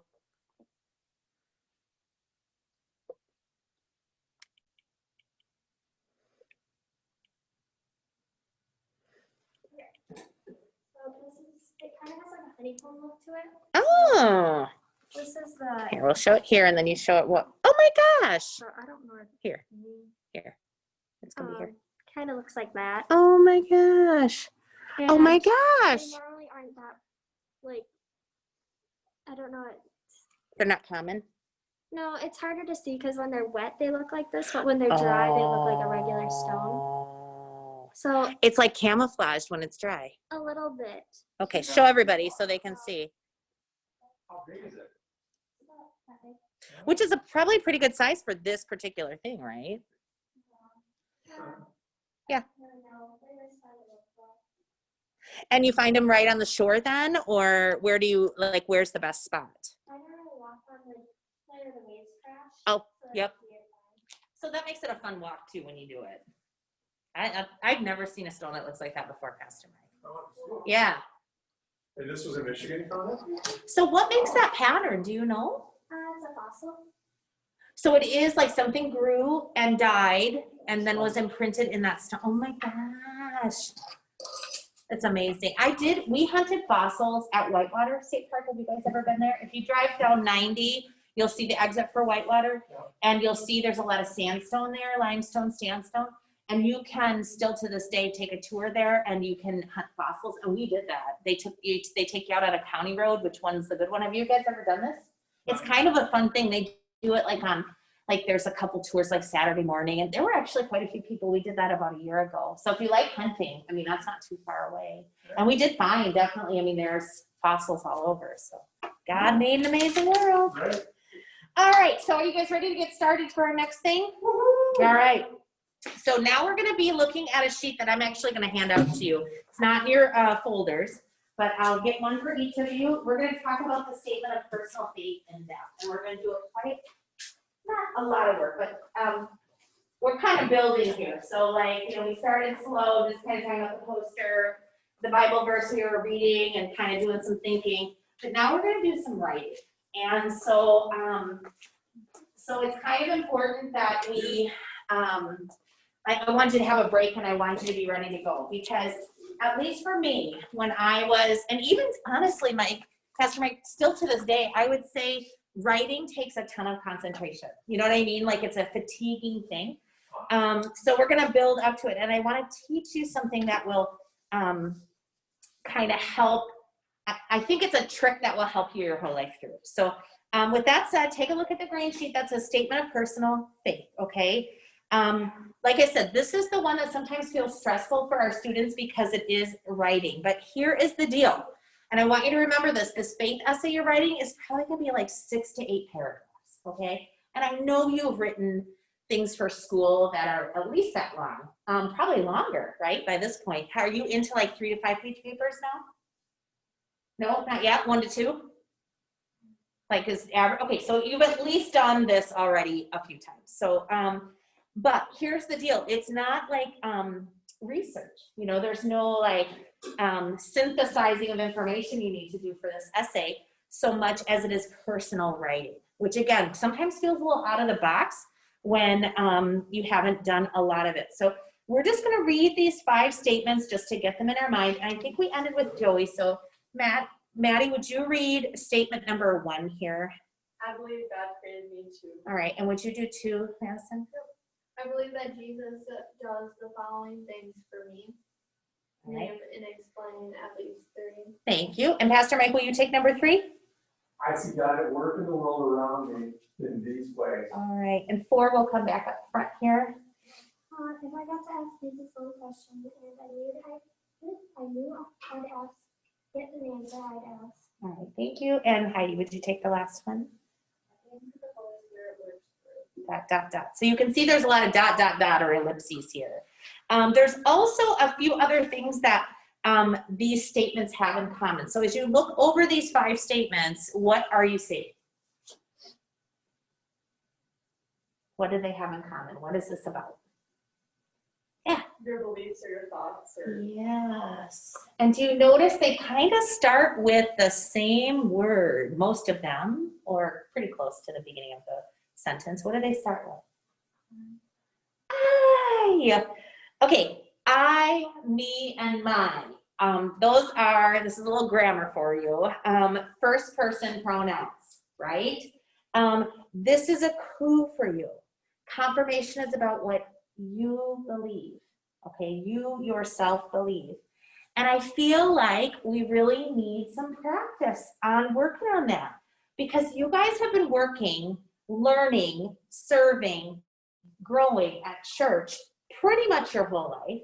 And especially these last couple of years, pretty intensely, you've been learning what the church universal, or, you know, even just like our branch of a universal church, the Lutheran Church, teaches and believes. Right? So I think we've gotten pretty good at, you know, that kind of stuff. But confirmation is the moment where we make a switch. And we're taking all of that stuff that we learned, that Sunday school teachers, confirmation instructors, family, friends, mentors, all of that stuff that people have shared their faith with us, shared their beliefs with us. We take that as our own, which means that no two-faced statements are going to be alike, right? And certainly you will and can discuss this with your family and friends, but much like the Bible verse, you know, they can't like write it for you, you know? And do believe me, we know when material is lifted from like Google, like what is God, right? Like that's pretty, so, you know, we'd ask you to rework those parts because our whole point here, the whole point of this faith statement essay is that it be in your own words, in your own heart, a snapshot of who you are at this point in your life, okay? And actually, what you'll think is that that's, like the song was saying, you'll think that's not good enough, but that's exactly where God wants you to be, okay? So like I said, if you're doubting or worried or stressed, try to hold that in the back of your mind and lead with the idea that this is where I'm truly at in my faith, okay? Because that's where genuine faith grows, all right? We don't want you to parrot what somebody else says about beliefs. We don't want you to write an essay that will please Pastor Mike and tick all the boxes, right? That's not what we're going for in this essay at all. So these 5 things that you just read are like sentence stems. The I, me, and my, and you can see that they're open-ended, the dot, dot, dot, or ellipses, right? Like you would be completing the sentence, right? And it would be a jumping off point for you. So like I said, this is a skill we're gonna practice a little bit. And I know you've already practiced doing this verbally, like when you have mentoring discussions or class discussions, right? And Pastor Mike teaches you something and then he says, okay, now what do you think about that, right? Like you've already been practicing that, but now you're gonna put like pen to paper and really refine some of those thoughts a little bit. So how many of you guys have ever done a writing exercise? Has anybody ever done a writing exercise? Is this like brand new? Do your teachers, like when you teach in English class, do you get like creative writing time? Or is it all like typing on a computer? You do journal entries. Okay, so this is sort of like a journal entry, okay? In the sense that it's your personal thoughts, there's no grades or nobody's gonna inspect it, right? Okay, so this is just your thoughts and what you're gonna do. And we're gonna do it in kind of a structured way. My hope is that the structured way that we kind of practice today is something that you can try yourself at home. And here's what's amazing about a writing exercise. Because again, our brains really like, they work against us sometimes. And I would say in this day and age, they really work against us because our attention span has gotten even shorter in the age of like digital media. It used to be that our attention span was 6 seconds. Now I think it's even shorter than that. So your actual brain, have you ever tried this where you're like try to sit down and read something or try to do something and like you're constantly thinking about something else, or you do something like you can't finish even like one sentence? There's nothing wrong with you. Your brain is just trained to do that all the time because we take in so much information. So we're gonna try to like start to train our brain to really drill down a little bit. And I really like to do this. I find this like an amazing thing that in a couple minutes, I can do so much deep thinking. I surprise myself with how I can do it. So I think you'll be surprised too. And my hope is that you build your stamina to try it a little bit, even though your brain might distract you. And it will help. And it's kind of the opposite of the normal preparation you do for paper writing. Okay, so like when I was your age, and I would say honestly, Pastor Mike, even up through like my first couple of years of being a pastor, I thought that the goal was to think about what I wanted to say, think about what I wanted to, write about, spend all my time thinking, and then the very end of the process was writing. Is that how I would say in general we approach it? But I found that a way more efficient way is to start writing at the beginning, even if I don't have all my thoughts totally thunk yet. And then in the process of revising, I finish the thinking and it comes out as a much stronger end product. It's a really interesting thing. So like I said, we're gonna practice a little bit. So we're gonna write first, then we're gonna revise and refine. And I really do think that is the key to strong communication. Like I said, I learned it a lot later than you. I wish I would have learned it sooner because I just think it's awesome. So what I need you to do is we're gonna set aside the green sheet for a minute. And inside your folder, you will find a white piece of paper that says, one thing I know for sure about Jesus is. Can you guys, and there's 3 of them. So if you want to pull them all out, that's fine, but we're not going to worry about the other 2 right now. Just the first one, and I think Pastor Mike put them all neatly in order for you. It's in red, mine's in red, and it says 1 minute at the top. Do you see that? Okay, so this is how this is going to work. You have a sentence stem. You have a sentence stem that is I, me, and my, right? It's first person. So you're thinking about what I, right, believe. And we are going to do this for just one. You're going to time us? Okay, great. I'm going to put the music on. Let's do about 1:15. You know what I mean? So we'll have a little bit longer because this is our practice one. But here's what I want you to do. We're going to put on some like non-singing music so that you can, like, your brain can tune in. And here's what's going to happen. Like I said, in about 5 or 6 seconds, you'll be like, I don't know what I want to say. So then it's like so tempting to like put your pen or pencil down, look out the window, start like, oh, my manicure needs some help, that kind of thing. Your brain just does that. But here's what I want you to try. If the next word isn't in your brain yet, instead of doing those things, I want you to keep your pen on the paper for the full minute until the next word comes, all right? So don't doodle, don't do that. We're training our brain to like think for a full minute straight.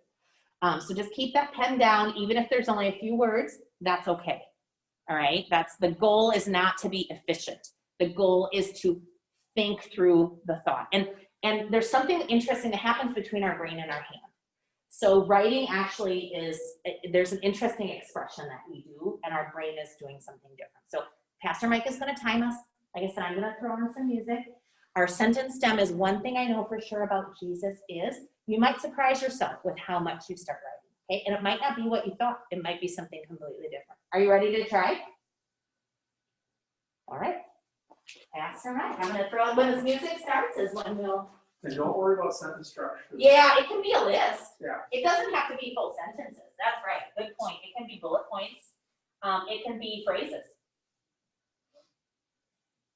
Ready, set, go.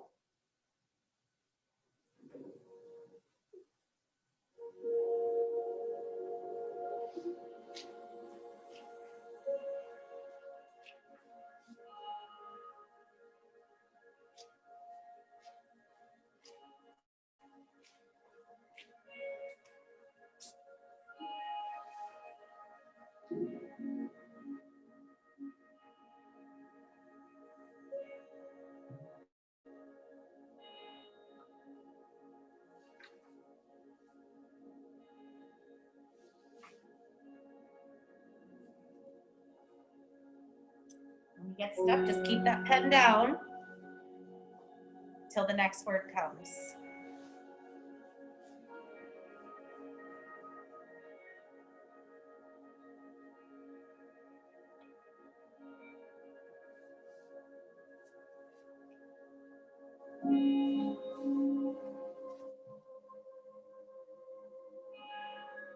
Couple seconds yet? Stop.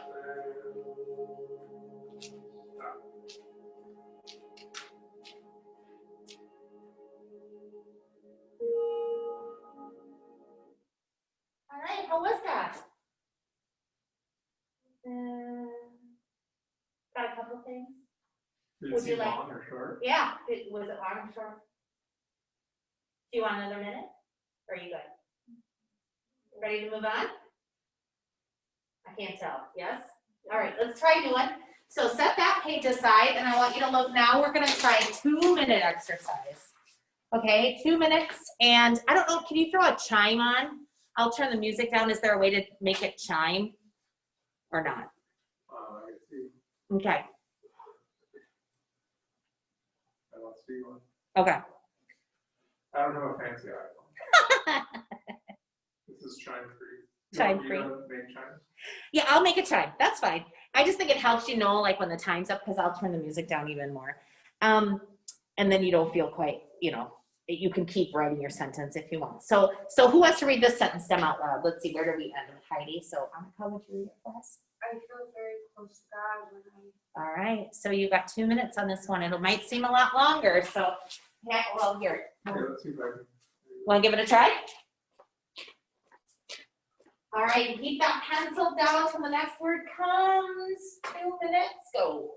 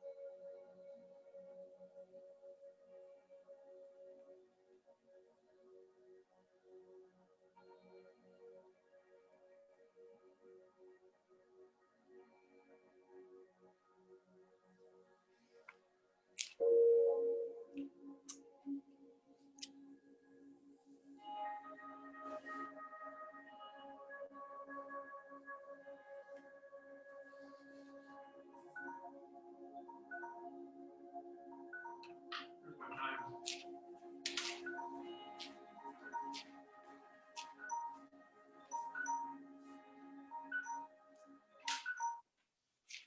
All right, finish up your thought. How about that one?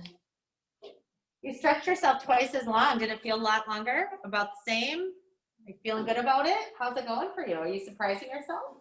Getting a few things down? Good deal. All right. Stretch your hand out, you know, shake your arm, your wrist, whatever you need to do. And we're gonna try another one. So our third sentence stem, let's see, where do we leave off? Maddie, did you read yet? Was it Joey? Who read? Annika. So William, it's up to you. Number 3, it says 3 minutes at the top. All right, you wanna give us a read of the sentence stem for us? All right, and again, don't overthink it. You know, that's one of the keys to this is, you know, we tend to overthink. So some of the things I dream of doing someday are, so go ahead. It does not have to be, you know, a well-formed thought. It can be just what's on the top of your head, but we're going to do that for 3 minutes. And you can see it's a sum of the things. So, you know, at least a couple is what we're going to want you to think about here. Okay, ready to give it one more try? All right, Pastor Mike, can you set your time for 3 minutes, please? Okay, ready, set, go. Keep that pencil down. 3 minutes.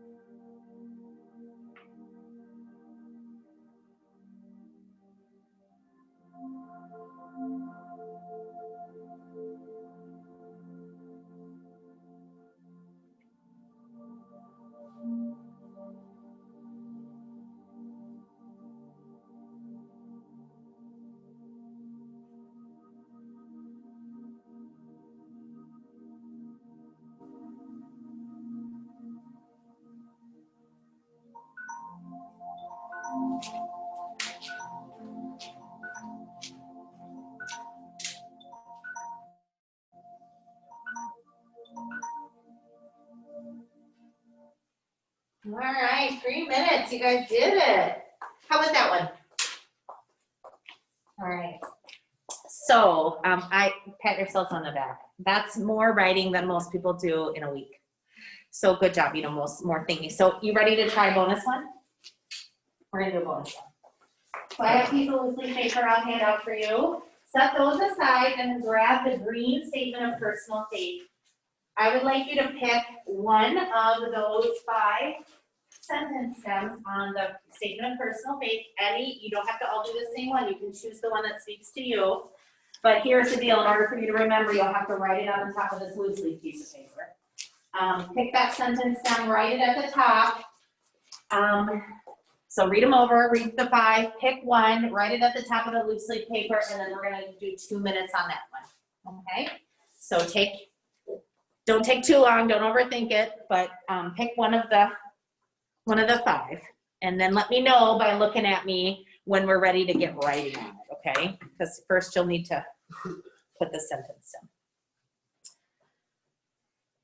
in.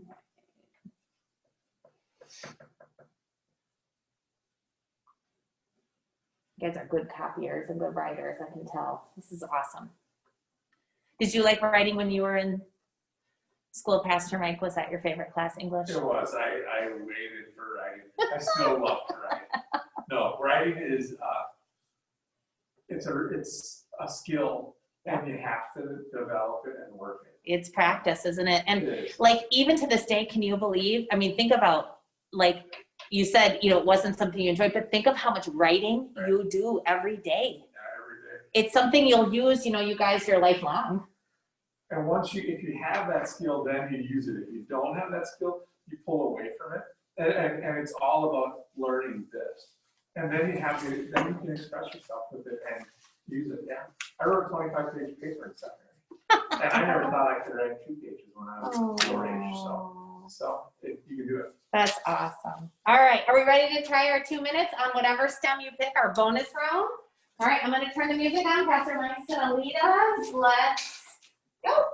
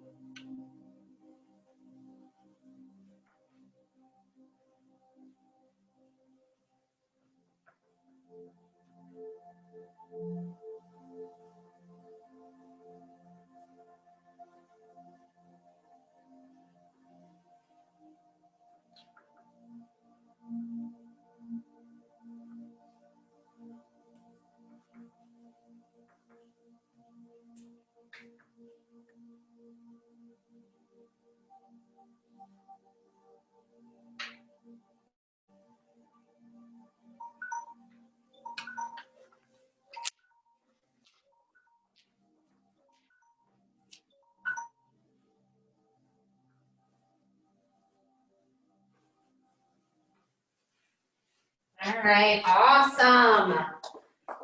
So,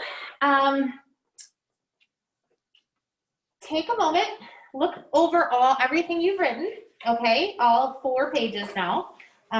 See if there's anything else that you want to add to, right? Just for a minute. I mean, we're not going to do another exercise, but I mean, if you missed a word or you want to add something to help you remember if you return to this later where you were going to go next, you can do that at this time.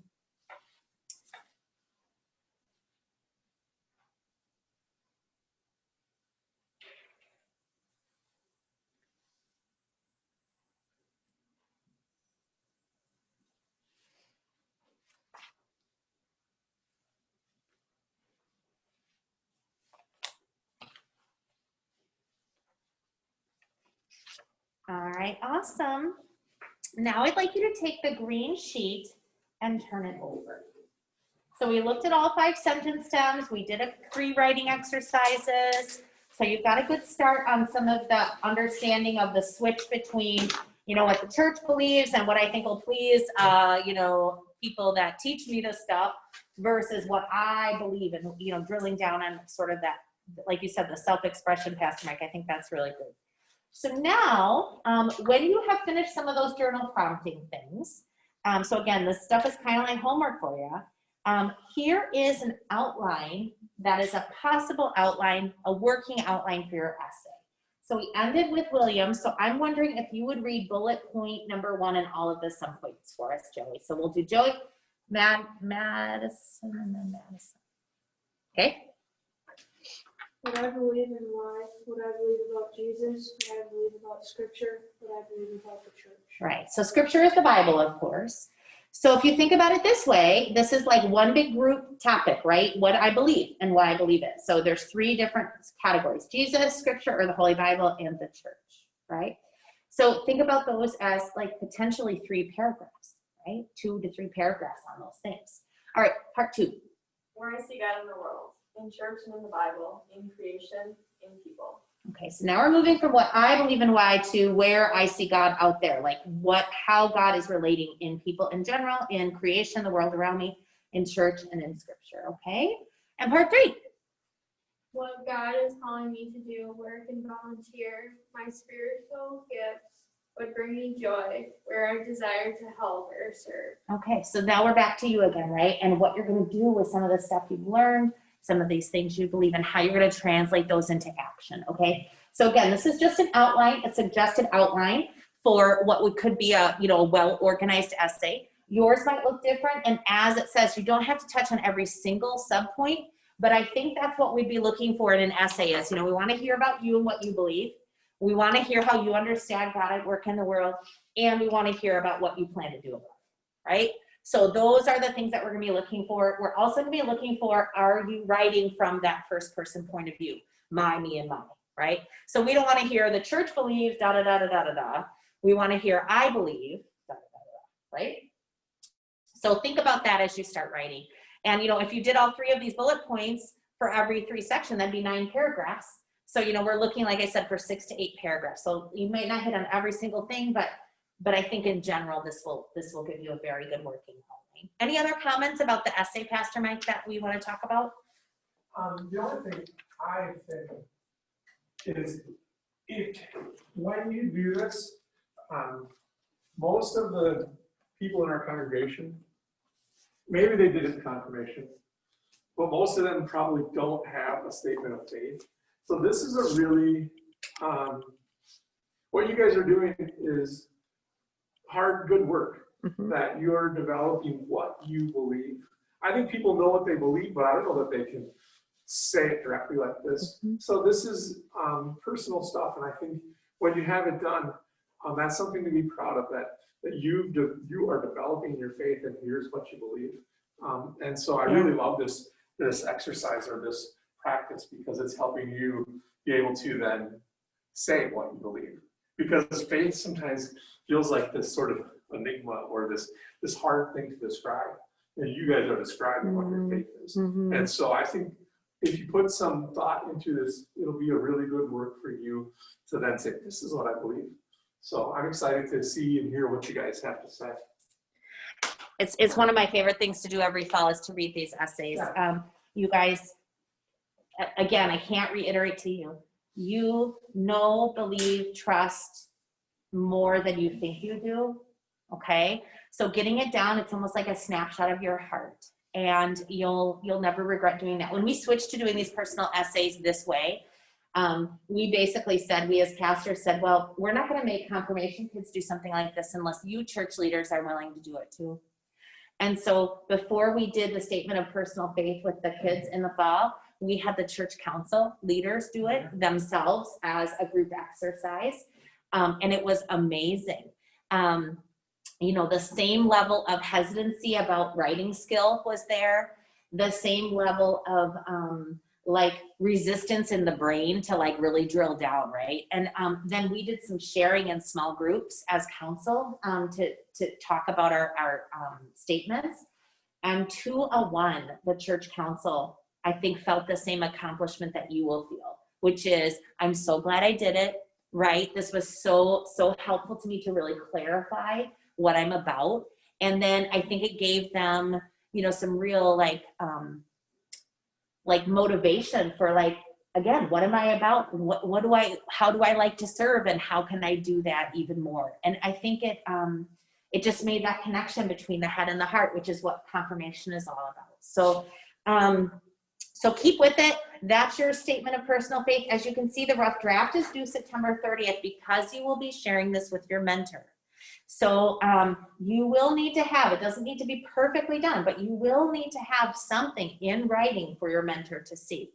I know sometimes with printers, right, for papers, that's been a struggle sometimes. So again, just like the photos, think now about how you'll actually be able, because you'll have to affix this to your paper, and you'll have to turn in a copy to Pastor Mike and me. So, we usually use emails, and attachments are good for us, but you're gonna have to think about how you're gonna print this and put this on your poster too. So if you need help with that part, just let us know. But don't wait till the last minute for that part too. I always feel bad when, that causes so much stress. So make sure you have a plan for how you're actually going to do that document.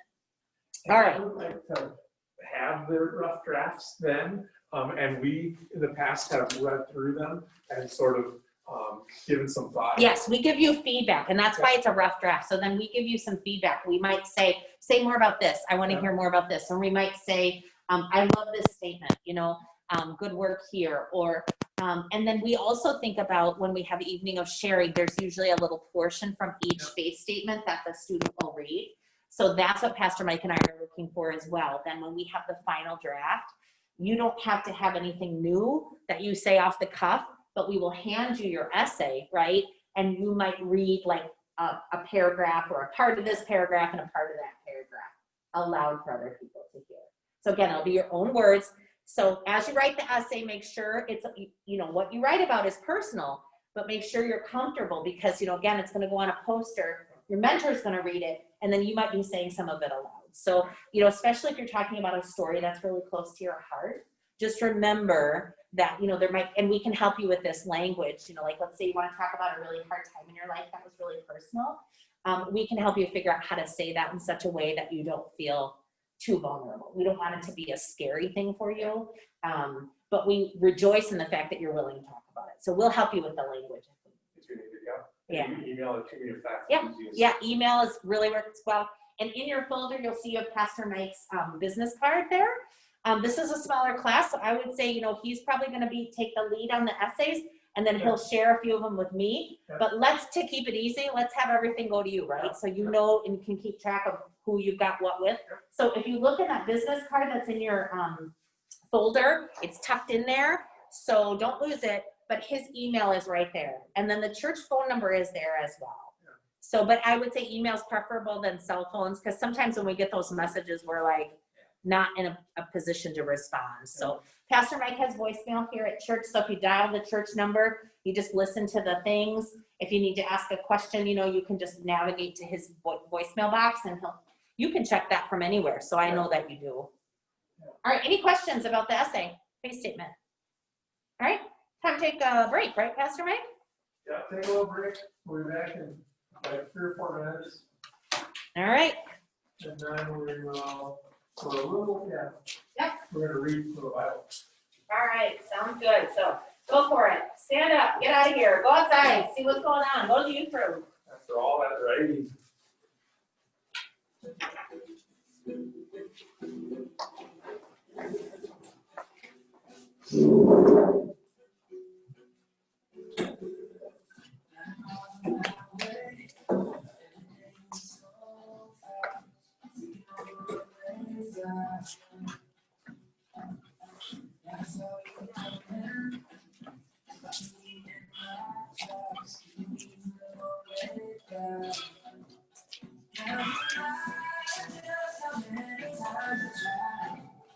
There could only be a single reason why some said I me. I don't hear those just happen like that. You can see the stars in my eyes.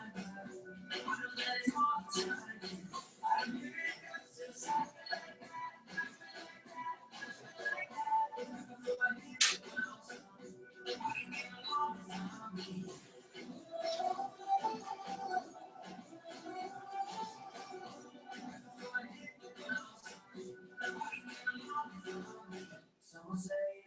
tragic. I know that you did all that. You're the reason, there's no doubt. Doesn't matter just how many times I tried.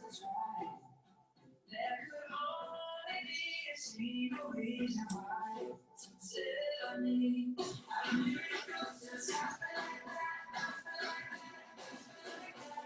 It's the stars align. One of those one time.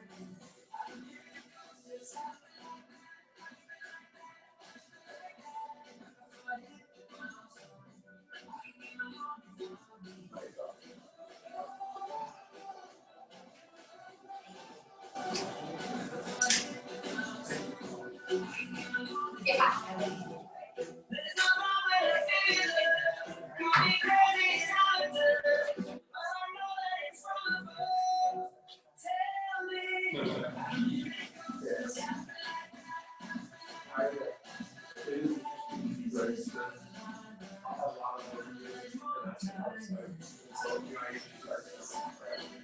Happen like that. Happen like that. Before I hit the milestone, I can get my arms around me.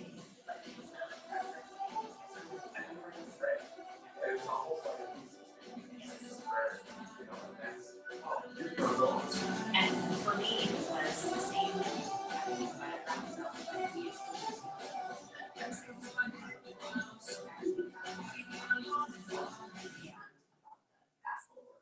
Oh, good. Middle of the week and doing that, because that again wasn't the start. Yeah. So it was a lot of paragraph or something, and then that's how I found. And that's, my children say to do a lot of times. Settle this down for one. All that stuff, all that kind of thing. Yeah. When I was in secondary.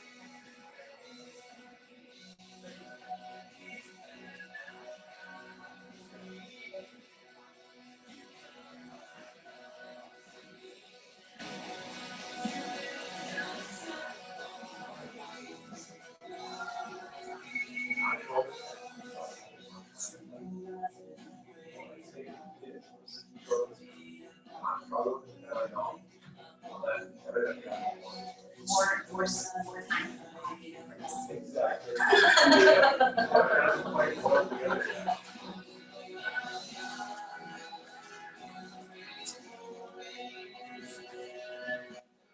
Now, you guys don't have to do homework during break. Right? And I should have mentioned to them, if you have your device, you should be able to get on our Wi-Fi. Yeah. Did you see that? Or Super Wi-Fi come up and you can use that? We got new Wi-Fi, that's good. Yeah, it's awesome.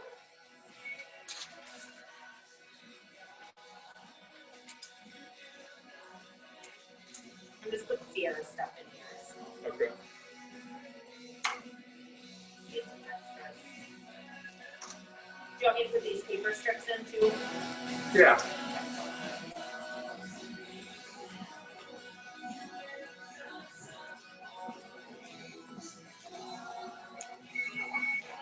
At least it's covered. Yeah.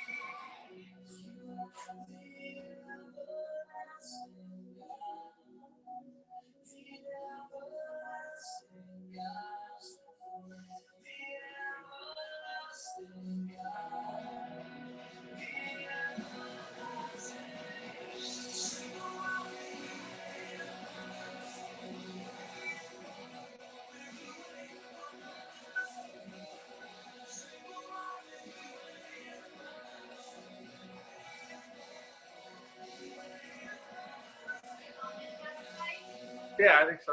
Get going here.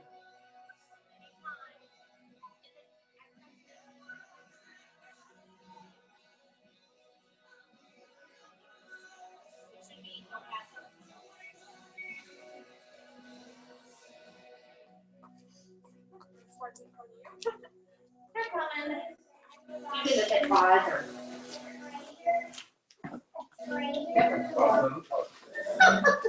Just to check to see what's wrong. Exactly. I do that all the time. Good to It's good to see. And then I'm gonna navigate to the website, right? That's what you want me to do? Yep. For this part? Okay, so I'm gonna get that kind of ready.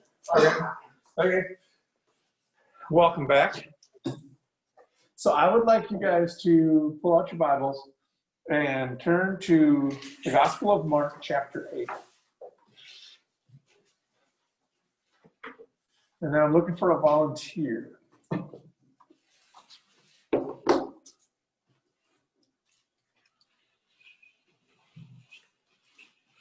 We're going to read from verse 31 to 38.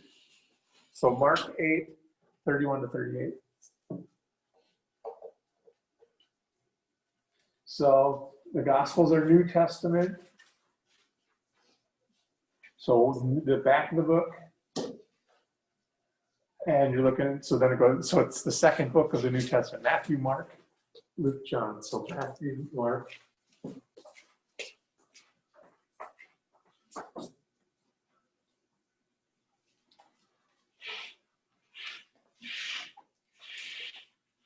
Is there anyone who'd be interested in reading? And I don't want you guys fighting over who I gets it. know, that's why I called on them in order. 'Cause I didn't want you guys fighting. I know how, Right, you know, aggressive you all are. right. Just can't wait to. What section is that? Like Mark, Chapter 8, thank you. and then it's verses 31 to 38. Would somebody like to read a couple verses? Or do you want me to read it? If I read the first paragraph, somebody else read the other paragraph. So if you go verse 1 or 31, would you do 32? And then you can do paragraphs, she said she would do. Oh. One or two. Okay. I'm on my phone, so I can't tell how many paragraphs there are. There are just, I think it's 2 paragraphs, or like just, yeah, 2 paragraphs. Okay. So part 1, part 2? Is there somebody who'd like to read part 2? Otherwise, I'll read when you stop. Okay. Okay, go ahead. And he began to teach them that the Son of Man must undergo great suffering and be rejected by the elders, the chief priests and the scribes, and be killed, and after 3 days rise again. He said all this quite openly. And Peter took him aside and began to rebuke him. But turning and looking at his disciples, he rebuked Peter and said, "Get behind me, Satan, for you are setting your mind not on divine things, but on human things." Jesus called the crowd with his disciples and said to them, "If any want to become my followers, let them deny themselves and take up their cross and follow me. For those who want to save their life will lose it. And those who lose their life for my sake and for the sake of the gospel will save it. For what will it profit them to gain the whole world and forfeit their life? Indeed, what can they give in return for their life? Those who are ashamed of me and my words in their adulterous and sinful generation of the Son of Man, of them, the Son of Man will also be ashamed when he comes in the glory of his Father with the holy angels." So I like the beginning. Then Jesus began to teach them that the Son of Man must undergo great suffering and be rejected by elders. You know what? This is the wrong text. I think we've done this before. Because this is not what I wanted. Who do you say that I am? Yeah. Isn't that it? Oh, yep, it is. 33. Yep. My bad. But turning and looking at the disciples, he rebuked Peter and said, "Then get behind me." No, see, this isn't. This is the rebuking. So is it the next part? Is it 38 and following? I don't remember. Or is it before 20? So I think this happened one other time. I got to pull out a Bible. I can't see on my phone. Use Sierra's. Sorry.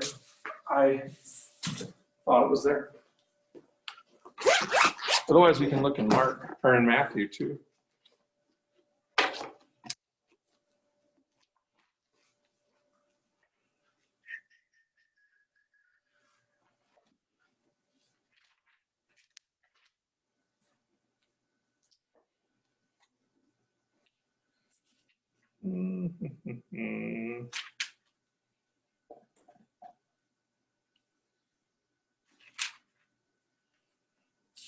(27) through 30. Is that what it is? I think so. I think we just have to start a little sooner. Mark 27, 8:27. Yeah. There you go. It's before this, not there. Sorry. That was all good. You heard something else. So it's actually Mark 8:27. Jesus went with his disciples to the village of Caesarea Philippi. And on the way, he asked his disciples, "Who do people say that I am?" And they answered him, "John the Baptist, and others Elijah, still others, one of the prophets." Jesus asked them, "But who do you say that I am?" Peter answered him, "You are the Messiah." And he sternly ordered him not to tell anyone about him. So Jesus asked him, "Who do you say that I am?" That's what I was wanting to get to here, sorry. Who do you say that I am? And I think that is the crux of confirmation.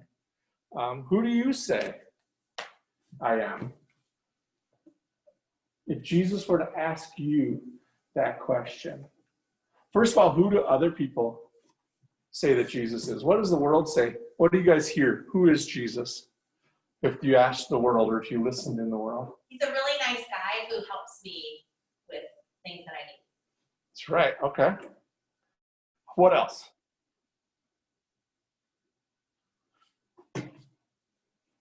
Who's Jesus? I've heard him as a prophet. Some people think that maybe he was a prophet, but not necessarily the Son of God, but that he's a prophet or a holy man. In Jesus' day, they thought of him as a teacher or a rabbi, but they didn't necessarily know that he was God in flesh, right? What else? Maybe not real. Some people maybe don't really believe. Maybe he was born, but he was just a person. Maybe not real at all for some people, right? That this is all a hoax or it's so long ago, who knows if any of it's real. So what if you were asked, if Jesus asked you, who do you say I am? What would you say? Because I think that's your faith statement, or part of your faith statement is being able to say who Jesus is for you. Any thoughts? I have a thought, Pastor Mike, if it's okay if I share? Yeah. We used to do interviews with the confirmation students years ago, which is kind of a stressful thing, like you come in and you have your statement. Now we do this by email, we look at your statement together, but we used to have you, this was before we could send attachments, And I would hear in those statements a lot, what is confirmation about, or what is my faith about? Well, it's about believing in God and going to church, okay? That's what I hear a lot. And then sometimes I would push the students a little bit to refine that. Which is what I think this gospel story is about. There is a lot of things in the ether, right? And so we pick them up. And so I would say things to the students sometimes, not gently, but I really do mean it. I'd say, well, when you go to college, you're going to meet people of all different traditions. And guess what? Your friends who are Jewish, they believe in God and they go to church. They just call it synagogue. Yeah. And your Muslim friends, right? They believe in God. They go to a mosque, right? They have a worshiping place. So what makes your faith distinct to you? Yeah. Right? And I push them to talk a little bit more about specifically what that means, because it's important for us to have an answer when people ask us what we believe about who Jesus is, right? Not to browbeat somebody, right? It's not about that. It's about self-definition and knowing what your faith looks like for you. Yeah. Because you will, again, you will not all have the same understandings of Jesus. You will not all necessarily, but there's so many pieces about them. That's what's so beautiful about the faith tradition we have. We can each have our own unique faith. Right, for you. Yeah. Did you hear what Peter said in his response? Who do you say that I am? And Peter said, you are the Messiah. Messiah means Savior, the one sent from God. And in the Israelites, the Jewish people have been waiting for the Messiah. 1,700 years at this point or more that they've been waiting for the Messiah. And their faith taught them that the Messiah was coming. But they just kept waiting and waiting. And Peter was standing there saying, you are the one we've been waiting for since Abraham, before that, Noah, since the beginning of our faith tradition, you are the one that we've been waiting for. And that's a pretty bold statement to be able to say, you standing in front of me are the one that the church, the world has been waiting for 1,700 years, or whatever the number is. And so I hope you can ponder that. Matthew 16 has this same story. It's a little different detail in it. And I'd recommend you guys read that too as you're pondering who you say Jesus is, because I think that will help you with your faith statement and help you sort of round out your confirmation as you're ready to walk down. You can say, who do you believe Jesus is? So, well, I want to move just to like a little bit about sermon notes and a few things, unless you have any questions or comments or anything you'd like to say about the process that we've gone through so far this morning. Any questions on any of the writing or the poster or the faith statement or anything like that? Okay, then I'm going to grab my folders back here. I want a couple things I wanted to touch on and spread out all over. So in your packet, you should have a pink, bright pink sheet on cardstock. And that is the calendar for the fall. Has your dates for when we start. There's an orientation on the 16th of September. Then September 23rd is kind of all your dates. So your 10th grade, all on the left. So we're going to work on Bible verses and faith statement on the 23rd. Then the 30th, we're going to have our last mentor. I will send an email to all of the mentors and get them connected, reconnected again. And we'll do mentoring, and we're also going to have you read your faith statement to your mentor, and then you guys can discuss things too. So you don't have to have a finalized paper at all there, because I think input or being able to talk with your mentor would be helpful on the 30th. And then on the 7th, we'll work on faith statement some more, and your posters in class, we'll work on that. And then on the 23rd, or the 21st, excuse me, we'll go through everything. So that's the last Wednesday before you're confirmed. So we'll kind of go through the whole, what it's going to be, the ceremony itself, kind of go through and figure things out. But you see on here, Sunday, October 18th. That's our evening of sharing. Do you guys know what that is? It's where you're sharing your faith statement or a portion of it. We're going to do it on Zoom this year. And so we're still figuring out all those details. But instead of gathering here on Sunday evening and having 100 people in the pews and you guys sitting up front and sharing like we've done in the past, we're going to do it through Zoom. And so once we have that really completely laid out, I'll let you know for sure. Cheapers. But we know that's what it's going to be. And we will do an evening of sharing, and it will be, we did baccalaureate this way, and it was wonderful in spring. And so we'll do something like that again. So that'll be Sunday, October 18th. So maybe let your family and friends know, and especially if they don't have an internet connection, right? We want them to participate as best we can, so let them know, but it's possible that we could accommodate somebody here if need be, put them in this room to participate. So especially for you students, if you feel like you're concerned about your internet connection, we want to make sure you are successful here. And then we will record it too, Pastor. Yeah. Just like we're recording this. So even if somebody can't watch in real time, we can put this on YouTube for after. Yep. Okay, so this is your calendar. Keep that so you know what's coming.